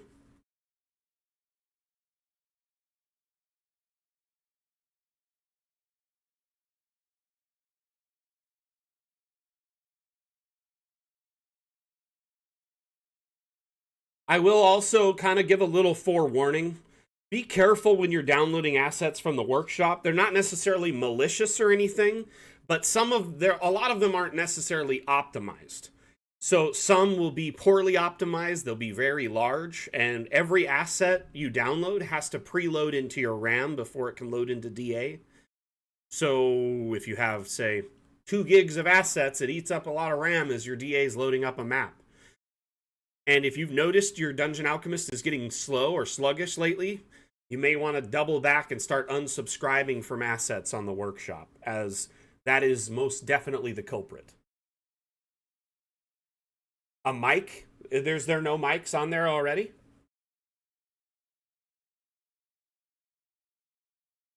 I mean, you might want to pop into Discord and ask in there, because there's several creators who probably wouldn't mind whipping one up. But this is a great example of something that is totally possible in Dungeon Alchemist, given a little bit of time. So, keep in mind when you download a token package like that, that's great, you get more tokens, but yeah, if you're noticing Dungeon Alchemist is running slow, you may want to unsubscribe from that asset pack. The cool thing about asset collections is you can go back into the token collection you found like this and hit unsubscribe from all, and it will remove them all simultaneously, so you don't have to do them one at a time. So if you're noticing DA is running slow, you have a fix. You can actually manage your asset subscriptions through the Steam app as well, or the Steam browser, and unsubscribe from everything all at once, or manage them one at a time.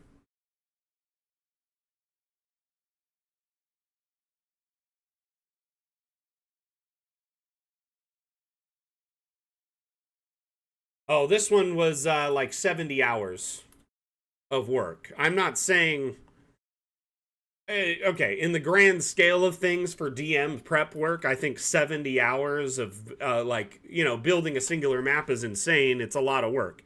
But taking 70 hours and learning something, learning a skill, that can make you a pro at something. If you put 70 to 100 hours in something, you're becoming really good at it.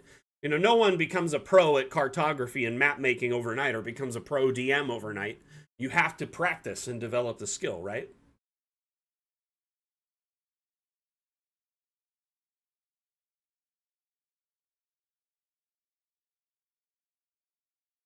What I like to do is on the workshop, hold on, you can unsub from pretty much every asset at once.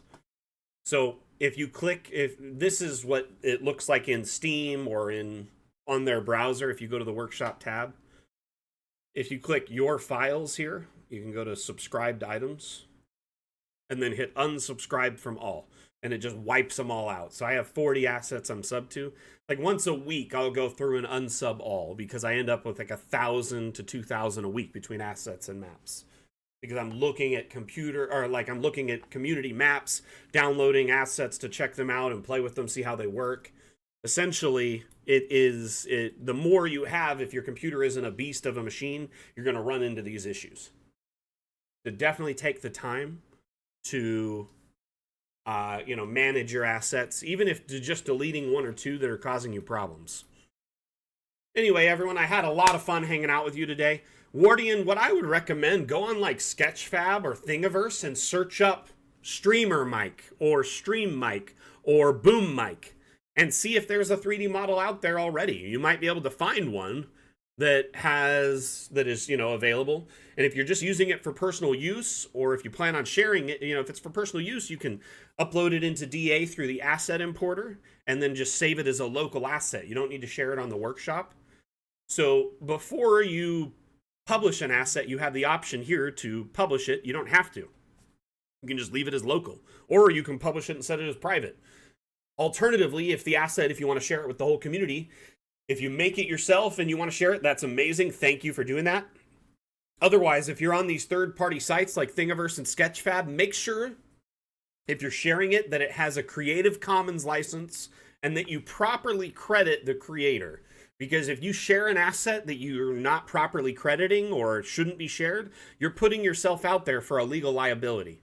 You want to make sure that you are only sharing assets publicly that are Creative Commons or assets you have permission to, and then make sure that you properly credit the author. Sketchfab. Uh-oh. And Thingiverse. I use them all the time to look for 3D models for 3D printing. Thingiverse, Sketchfab. Now, look on the workshop. You'll kind of see some of these assets. Like here, for instance, this one by Centimar says credit books. And there's a link for Sketchfab. It's a shortened link by Al Cid. This is licensed under Creative Commons Attribution by Creative Commons Org. Licenses by 4.0. This object was extracted from a multi-set model. No other changes were made. So the Centimar is very good about crediting the creator when he pulls a model from a website.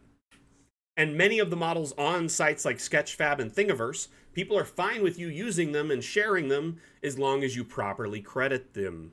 If you're not reselling it, there's usually not a problem as long as you properly credit them.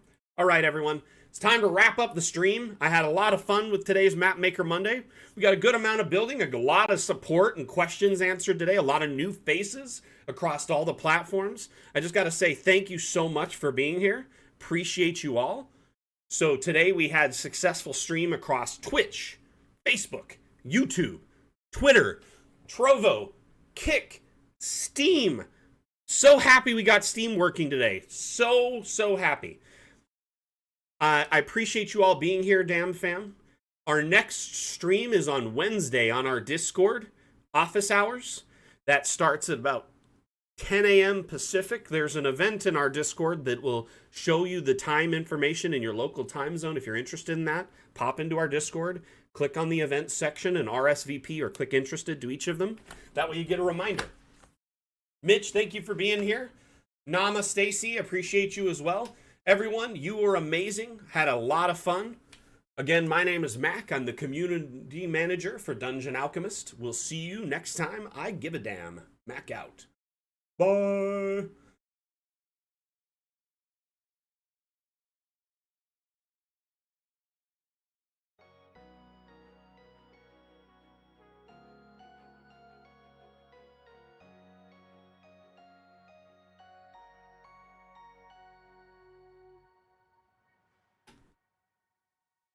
Hey, Eduardo, I'm glad you were here.